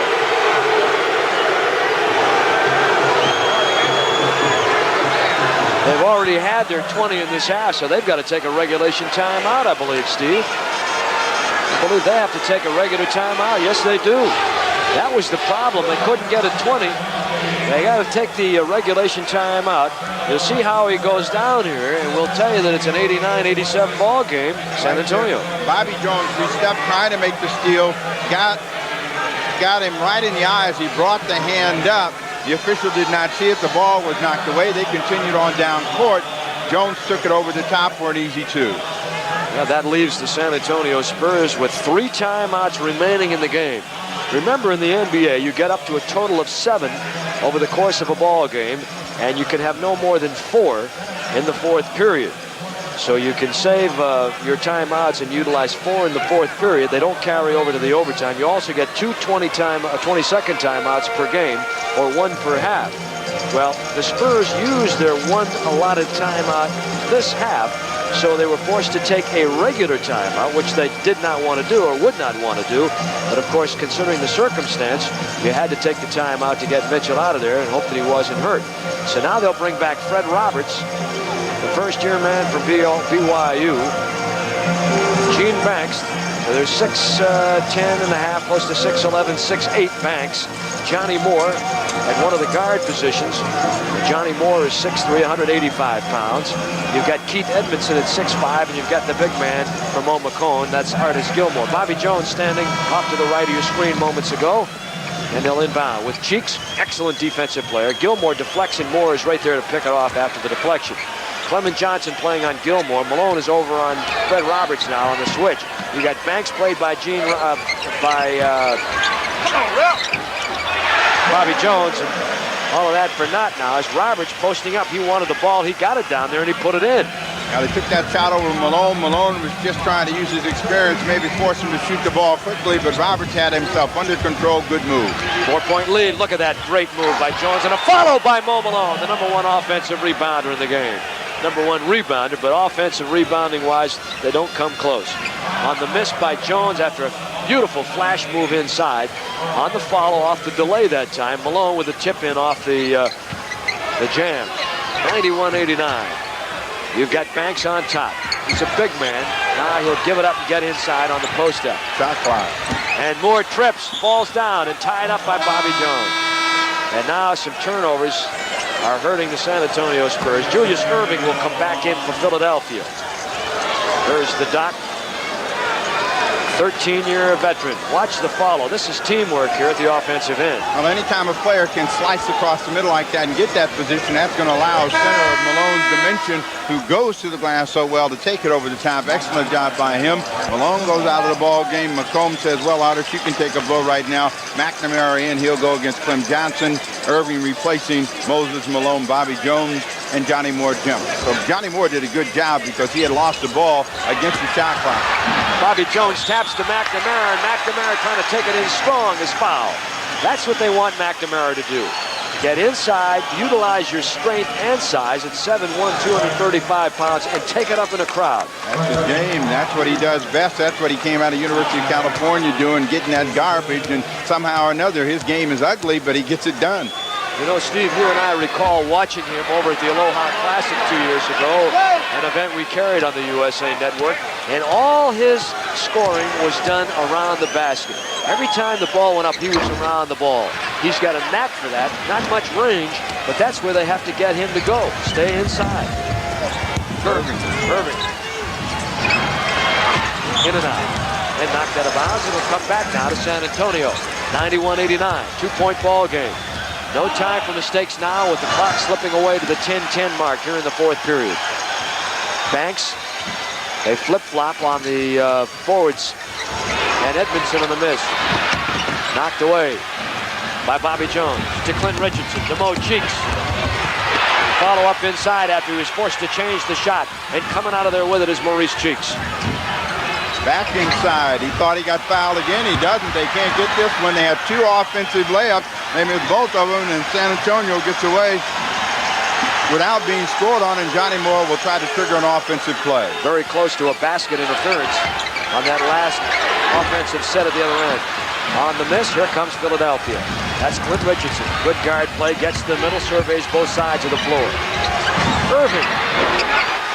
And we are tied again. So we're tied at 91-91. 76ers overcoming a 13-point deficit to tie it, or actually go ahead for the first time at 77-76. Got 14,000 here tonight. Watching the Spurs battle for a win. They've lost 2 in a row. McNamara tried to put it down instead of going up strong. Shot clock to 4. They've got to get a shot away here. Tough pass by Fred Roberts trying to go baseline to Banks. Stolen by Philly. Irving. And the phone is going to have to call a timeout here to stop the flow if he can. 93-91 Philadelphia. He's going to opt to pass on the time and let them come up and set up their half-court game. Well, Irving made a great steal down at the other end and then pushed it, forcing the defense to pick him up, and then he found it inside. Johnny Moore wanted a three-point play, doesn't get it. And it's 93-93, and Philadelphia will call for the timeout. So we have turned it around. The Spurs once had control, but Philadelphia, a team that charges down the stretch, is right there where they want to be. It's 93-93 from San Antonio, and this is Special Edition USA NBA Basketball. Everyone tells me, get a computer, but where's the time to learn a computer? Then the office genius tells me about the Epson, a personal computer you don't have to learn. Only Epson has a keyboard like this. English, not computerese. One button can send mail, store work, draw a graph.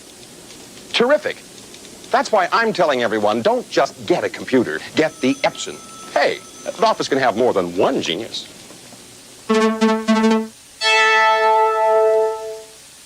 Well, I think the NBA basketball players are the greatest athletes in the world. It's the most exciting sport in America today. From down to Curran to Richardson playing guard all the way under to Bobby Jones. Score! I like the thrills a minute. Oh, I love it. It's exciting. Elliott. Whoa! These are the greatest athletes in the world. These are definitely the best. Here comes Isaiah. It's just a 2-on-2. Isaiah all the way. NBA action. It's fantastic. How are you doing there? We are back. It's 93 all. And we'd like to remind you that next Tuesday night, November 29th, at 8:30 on the East Coast side, we'll have another NHL special edition coming your way on USA, where the Stanley Cup champion New York Islanders will take on the St. Louis Blues. National Hockey League action on the network of the NHL USA. Well, they're giving us those special edition events, aren't they? In that third period, the 76ers shot 60% from the floor, and the Spurs slipped down to about 48%. But the rebounding continued to stay on the side of the Spurs, 14-9.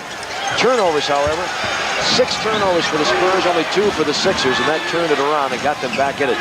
And now it's a tie ball game with 8:23 to play in the fourth period. Malone slips back in the ball game, and they're going to try and take advantage of the fact that he is quicker and stronger than McNamara. Immediately they get the ball into him. He scores on his own follow-up. Well, McNamara should know, Steve, having practiced against Moses Malone enough, that you got to be aware of him all the time. That time he lost contact with him inside. Malone just came in. Banks, too far under off the lob attempt. A 3-on-1. They had it going, and Moore breaks it up nicely. That's a great save by Johnny Moore. Irving flipping that ball out on the wing to Clint Richardson. If they can complete it, they got the hoop. And quickly, Gervin back in the ball game. Artis Gilmore, so they're going to match some beef with beef inside, and they're going to get Gervin, who had the sensational first period, back in to try to shut down Andrew Toney's firepower. So 2 of the bench guys for the San Antonio Spurs go to the other side. Their bench is not as strong as it should be, but again, it's inexperienced, and they have 6 new faces over there. Mid-season should be a different story. If it isn't, they may be in trouble. Malone, they sag off and give him the shot, and the rebound by Clement Johnson, 6'10". Blocked by Gilmore. Gervin's got it. Wanted to fly. Irving was there. Given to Moore as a trailer.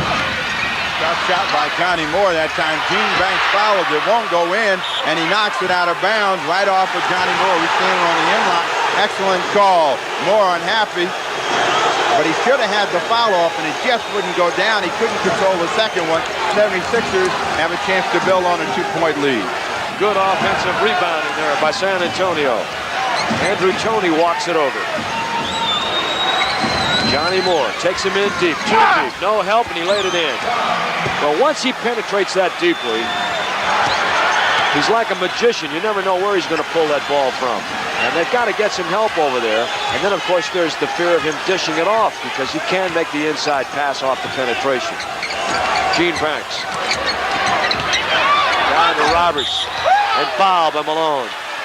Roberts is showing some quickness that a lot of the scouts did not think that he had when he was in college.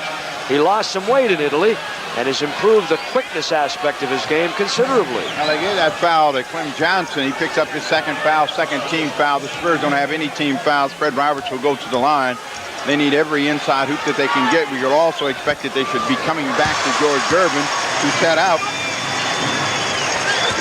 a good 7 or 8 minutes, starting with the third period, and now coming back with about 7 minutes to go in the ball game. Now you can bet that he'll be in there the rest of the way now if they can keep it close. 97-95, Philadelphia by 2. They trailed at one time by 13. They trailed all of the first half. Philly passed it 77-76.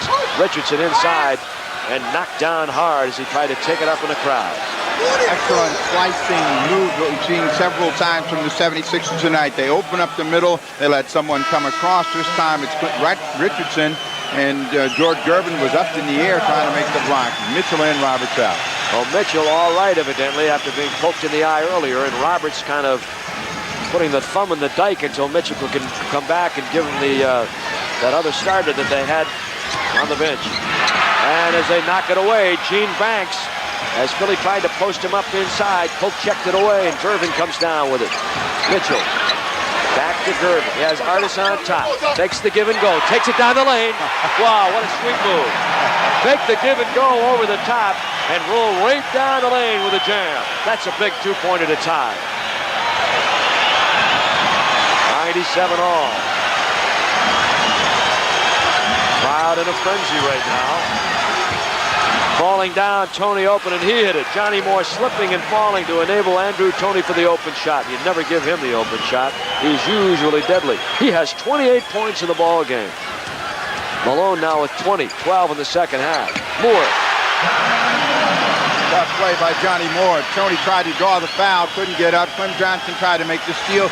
Johnny Moore, enough presence of mind to control, go up, knock it down. Again, a tie ball game at 99. Moore with 12. On top to Clement Johnson. Malone sets the screen up on the left side. Richardson slides over the screen and away, and then they reverse to the other side to Tony. Saved by Richardson. Sails it out close to midcourt. Good effort by Gene Banks. He's always there, and he is hatcheted. I'll tell you, great effort by Gene Moore to keep the ball inbound. Then he had enough presence to tightrope down the sideline. Andrew Toney making sure that he's not going to get it up, hammers him as he gets control. Now he dances right there. Now he's coming into the basket area. Toney got him with some body. You thought the hand would have gotten him, but he got him down below, and so Banks has a chance to break the tie. 5:17 to go here in the ball game. Irving's going to come out of the ball game. Bobby Jones back in. Interesting substitutions here by Billy Cunningham. Most of these coaches pretty well have an idea where they want their people at what times during the game. And of course now Julius, with 5:17 coming out of the ball game, will probably get a couple minutes of breathing action on the bench and then get ready to come back in. Question is, they may slide Bobby Jones over to the other forward and pull Clement Johnson out. But also interesting to note that while Ivoroni starts the game in each of the halves, when it's really on the line, he's not usually there. You see Mo McCone. And when I see Mo, I think of the comment by Bill Fitch, who was comparing coaching with riding a motorcycle. And he said, you do both of them long enough, and they'll kill you.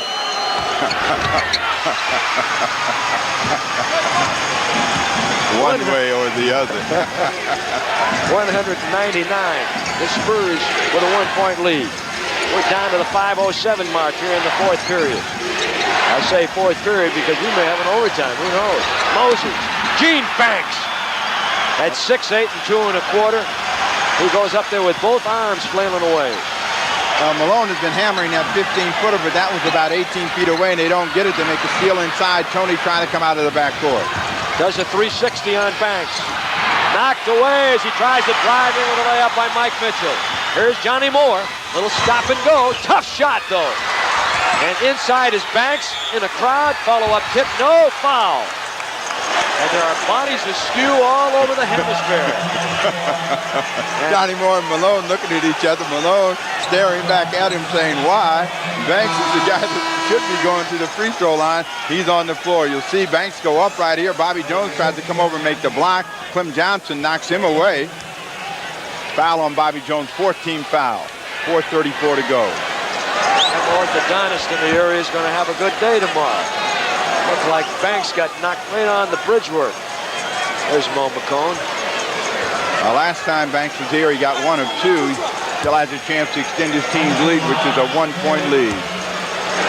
Alan Bristow on the Spurs bench, the assistant coach next to McCone. 199. The Spurs by 1. Gene Banks taking plenty of time now.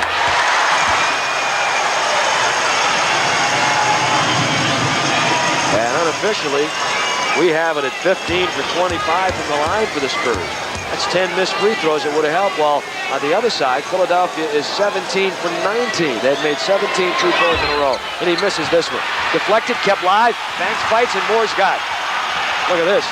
Talk about a whirling dervish. At home, the Spurs are 5-2. On the road, Philadelphia's 2-2. Never easy on the road. Gilmore, and they interchange inside as they scissor the low box. Ball knocked away. Gervin trying to prevent Bobby Jones from getting to the open ball, and it's out of bounds. But how about the flicking hand of Bobby Jones? And now they'll give it to the Spurs, and they'll roll it back to 5 seconds on the shot clock. It was down to 2. All you get is 5. And now Billy Cunningham is telling the scorers across the way, you don't give them 10. They started at 10 and rolled it down to 5. But it was to 2. 2 seconds. Now it's down to 4, to 3. Mitchell with 1 second. Follow-up. Good! Big two-pointer right there. Gervin making it 103 to 99. Big tip by George Gervin.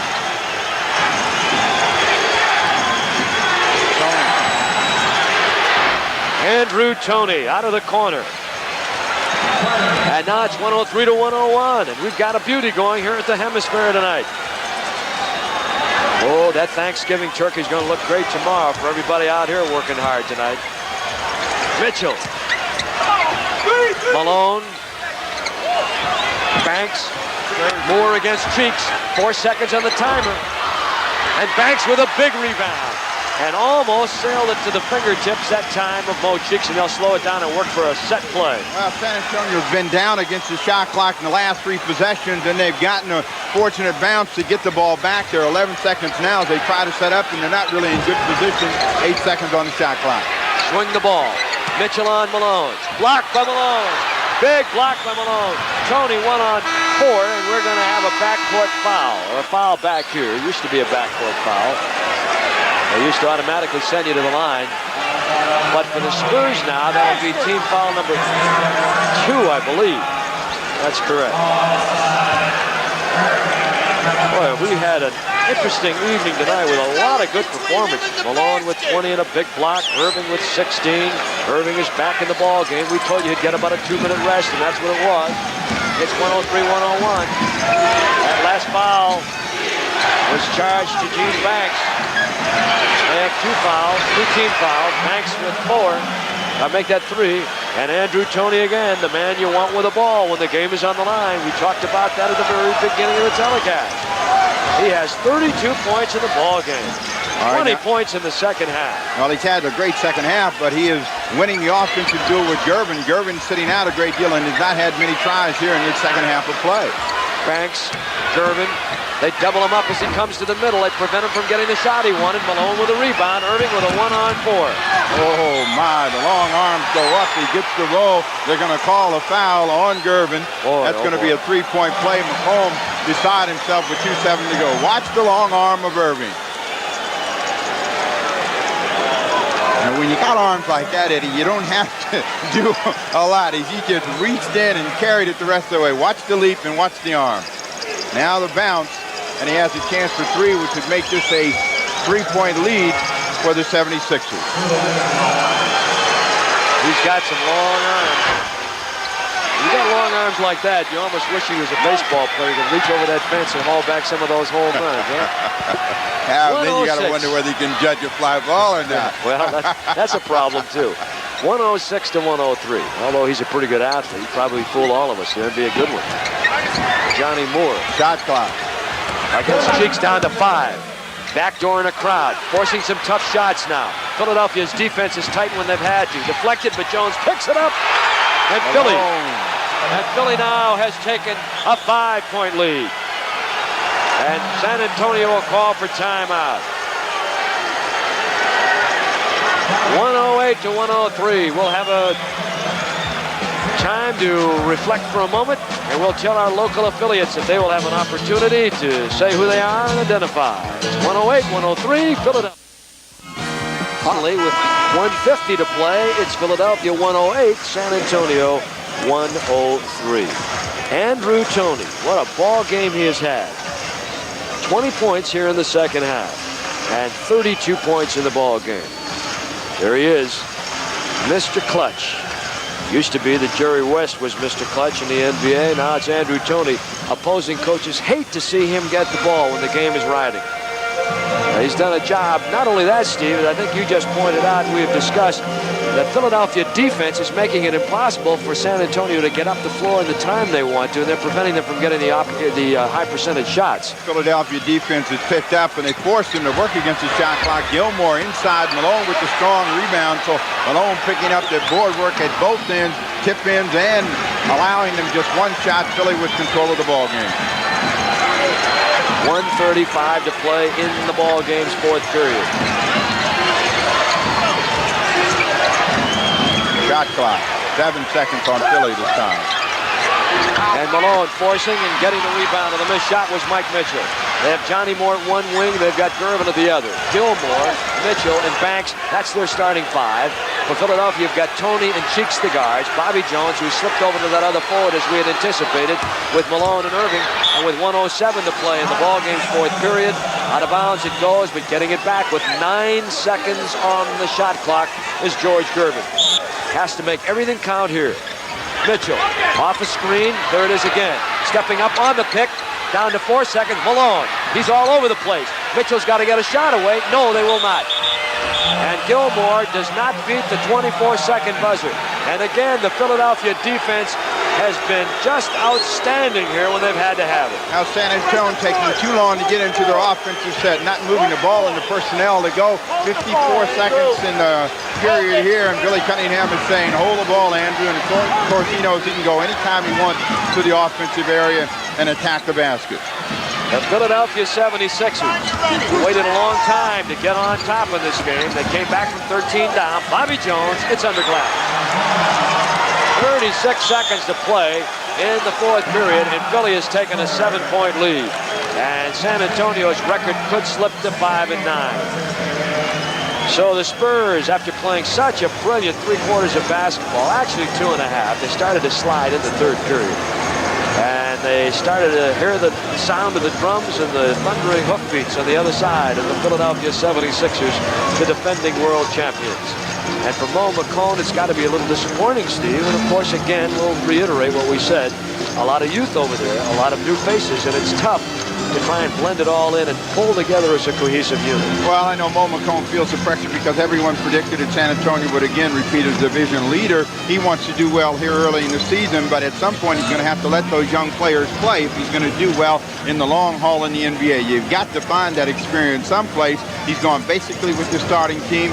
Those players have been effective when he's gone to the bench. Only Edmondson has really been able to deliver with any consistency tonight at the offensive end. Fred Roberts had a few moments. So they're going to have to find some players or they're going to languish the entire season with inconsistency being the biggest problem. Inconsistency, that's such an important word in almost any facet of life, and certainly illustrated here by what we have seen so far out of the Spurs this season, and also Philadelphia. Even though they are 9-3 at this juncture, their own coaching staff will tell you one good half, one career half, or one bad half, not an entire game, with the exception of one in the 12 games played to this point.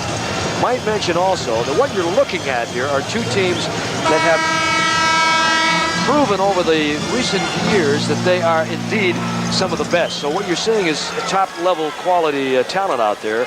Over the last 7 years, Philadelphia with the best winning percentage in basketball, 69%. And San Antonio, not that bad either, the 5th best at 59%. So two real good clubs putting on a nice show for you tonight. Looking for a three-pointer from Johnny Moore. He finally gets in three-point area. Can't get it to fall. Irving with the rebound. Spurs have to foul. Gilmore grabs Irving in the backcourt. 24 seconds to go in the ball game. They got to get the basketball back if they have any chance. Leo Routens is going to come in the ball game. An excellent passer. Bobby Jones will go out. So Routens, the #1 pick, makes his first appearance tonight. Well, again, I can't say enough for the defense that Billy Cunningham has inspired his club to play here when they've had to have it. We knew both clubs could run and get some offense, but the defense is what's really turned it around for Philly tonight. Cheek slides off the floor. They've got a new young man in the ball game, and this is their #1. Wow.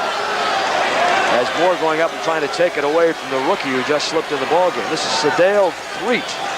6'2.5", #6 round pick from West Virginia. And an interesting situation to bring him into the ball game, Steve. Well, there are only 24 seconds in the ball game. I think he wanted to let him play some here. And Johnny Moore tried to go up and make the steal, came down on his back. The head hit the floor, so he's a little bit shaken up, but he'll go to the line. Cunningham likes his offensive ability, and even more than that, he likes his toughness. A low draft choice, made his way into the NBA. Cunningham indeed likes this young man's style. Does a little bit of everything well, and all they're going to do is just sit and work with him. 6th round pick. And at that point in the draft, what are they looking for? According to Billy Cunningham, just the best talent available. They felt he was it. One of those fellows you find occasionally laying in the weeds.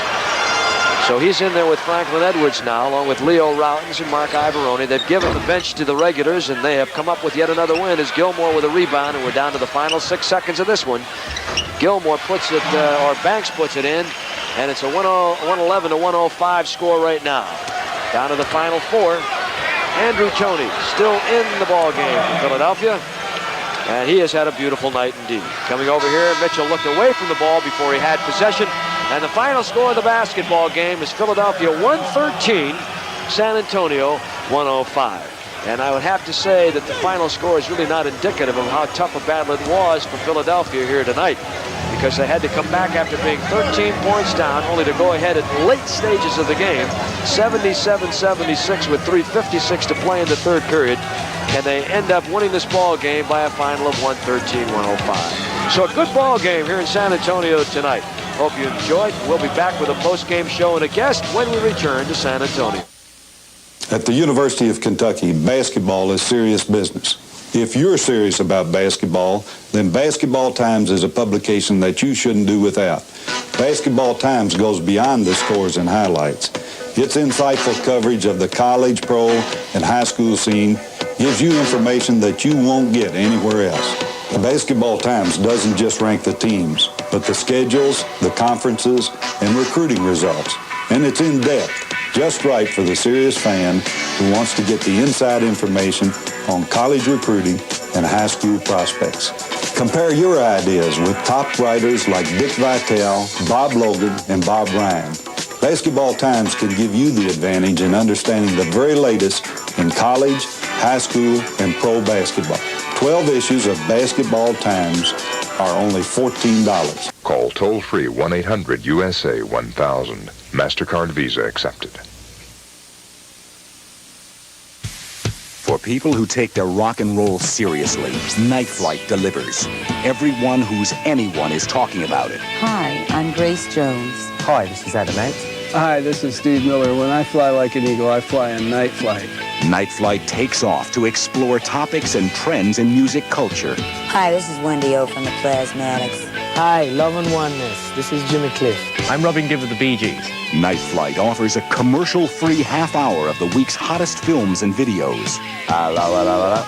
My name's Ian Hunter. We're here on Night Flight here on the USA Network. Night Flight.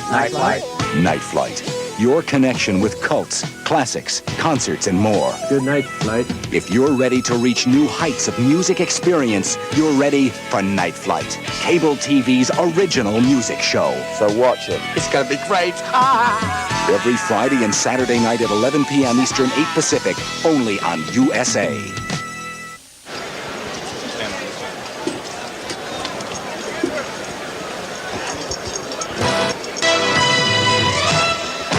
The USA Network presents the Star of the Game Show, featuring tonight's top performer. Guests appearing on the Star of the Game Show receive a gift from Nunn Bush Shoes. The well-dressed man starts at the bottom. Nunn Bush Shoes. For business or leisure, Nunn Bush has it all.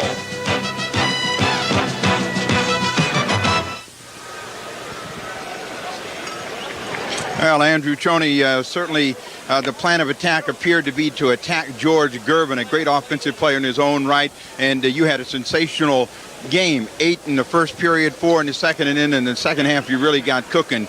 You were down at halftime. Did Billy give you really any instructions at halftime as to what to do about George Gervin at the offensive end? Well, Billy told me to make sure that once I get the ball, to be aggressive on offense and try to initiate a certain type of move or make things happen for the other players if I can't make things happen for myself. Well, I know that you've always been an aggressive offensive player. Your team somehow has been getting off to very slow starts. You feel that's because you're the defending champions. Everybody's pumped up for you, and it makes it a little bit tougher for you to get in the flow of the ball game and control the games like you did a year ago. I think everyone comes out very up for us anytime we get in town, or either we be at home because we've been a defending champion. But I feel that after winning the championship, we have to just maintain and try to play that championship caliber basketball night in and night out. That's kind of hard to do. But right now we're struggling a little bit, but we're trying to get on the right foot. What do you think it's going to take to get you on the right foot? Well, we're going to have to start on the defensive end. Once we work on the defensive end, that makes our offenses go. Well, I know that you guys like to play some open court basketball. The tempo of the game was very quick, but again, you keyed it with your defense tonight. And right down here at the stretch, several times against the shot clock, San Antonio was forced to put up some tough tries, and that's the kind of defense that you guys are looking for the entire season. Yes, that's definitely the type of defense we're looking for. Very aggressive, getting a lot of help side. Defense helping someone if they get beat, also rotating, switching up, picking up the other man. It's just aggressive overall. Now, how about your bench? Is it making the kind of contribution that you all feel comfortable with? Yeah, I think our bench is doing real well. They're coming out, and maybe sometime when the starter's not doing well, they like uplift us and get us to going. So I think they're doing real well. Well, I know that your team expects to repeat as a champion. Your own particular thoughts about it. Can you do it? I hope we can do it, but it's still early right now. We're going to try to work our way toward that goal. All right, well, Eddie Doucette had some turkey for you. You worked your best. A nice game tonight. Let's go back to Eddie Doucette. He deserves some turkey with 34 points, 67% from the field on 14 for 21 shooting. He had 4 assists, 3 rebounds, and he played 38 minutes. If he didn't earn that turkey bird and a whole lot of pumpkin pie, I don't know who did. We'll be back with more when we... In the West, where Levi Strauss & Company began, how clothes feel has always been just as important as how they look.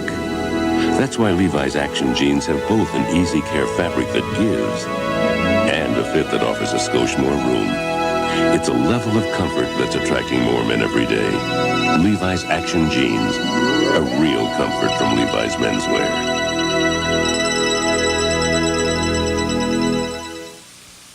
This year, I'm not putting Duracell batteries under the trees. Oh, no! But they play more tapes. Give you more flashes. My mind's made up. But the toys. Duracell keeps them going up to 6 times longer than regular carbon batteries. They have to go under the tree. Nope. This year, I'm putting Duracell in the stockings. Enter Duracell's $100,000 sweepstakes at your local store.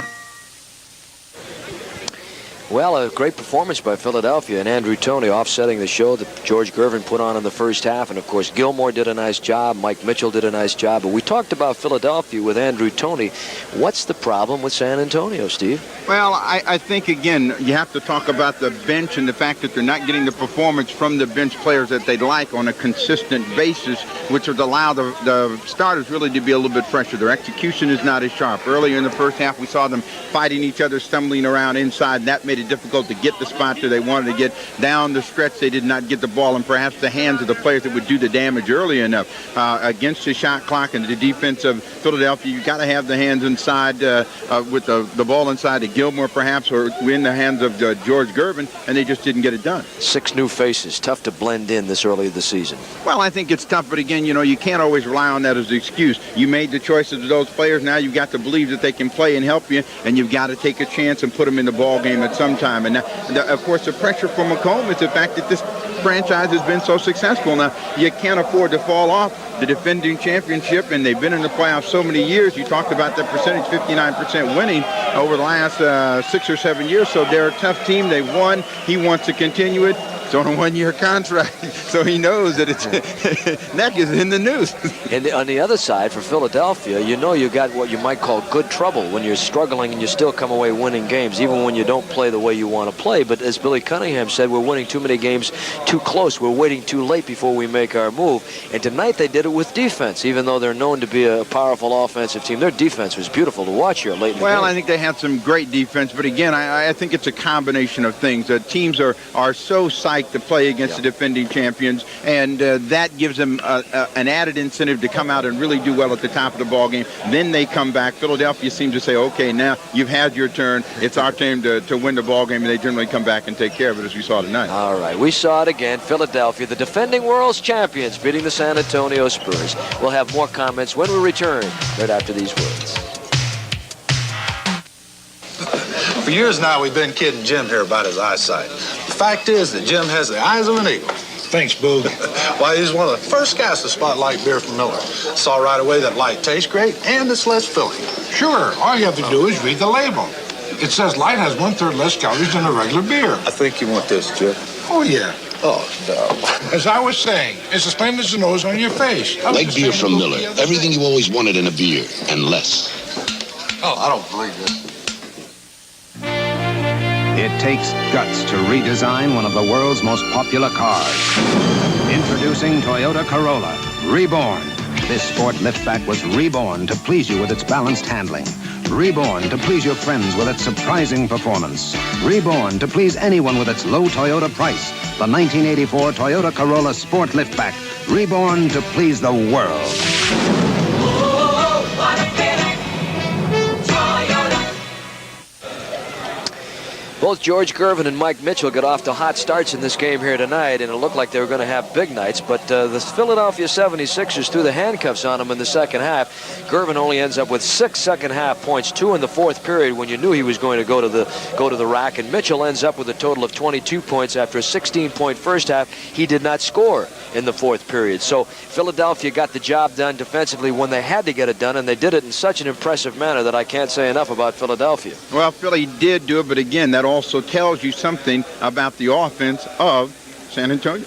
Hey, your trigger man doesn't get the ball. Gervin, one of the leading scorers in the league, and down the stretch you need him, and he didn't get a chance to put the ball in the air, so no fault of his that he's not able to shoot. And Mo Malone, after a sluggish first half, came alive in the fourth period against a very, very tough Artis Gilmore, who was rebounding very well most of the night.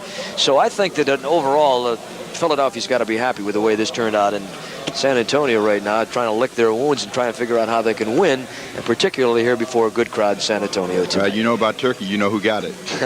And I know who's going to get it tomorrow, too. I'd like to be in your kitchen, that's for sure.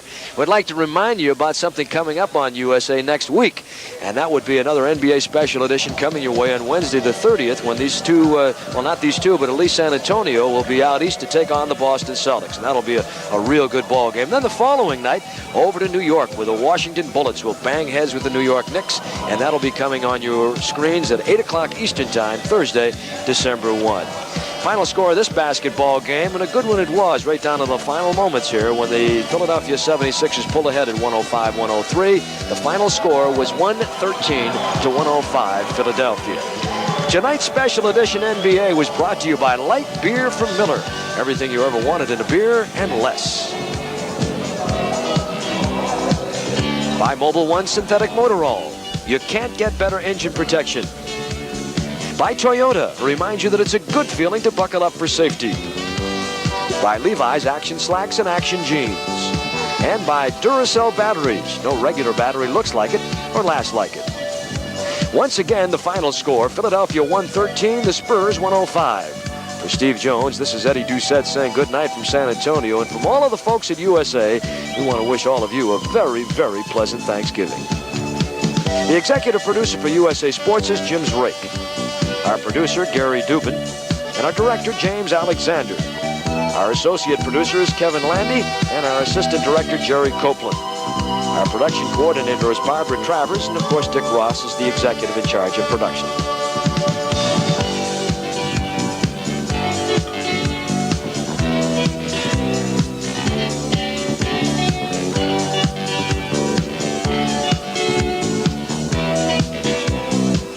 So long from San Antonio. This has been a presentation of the USA Cable Sports Network.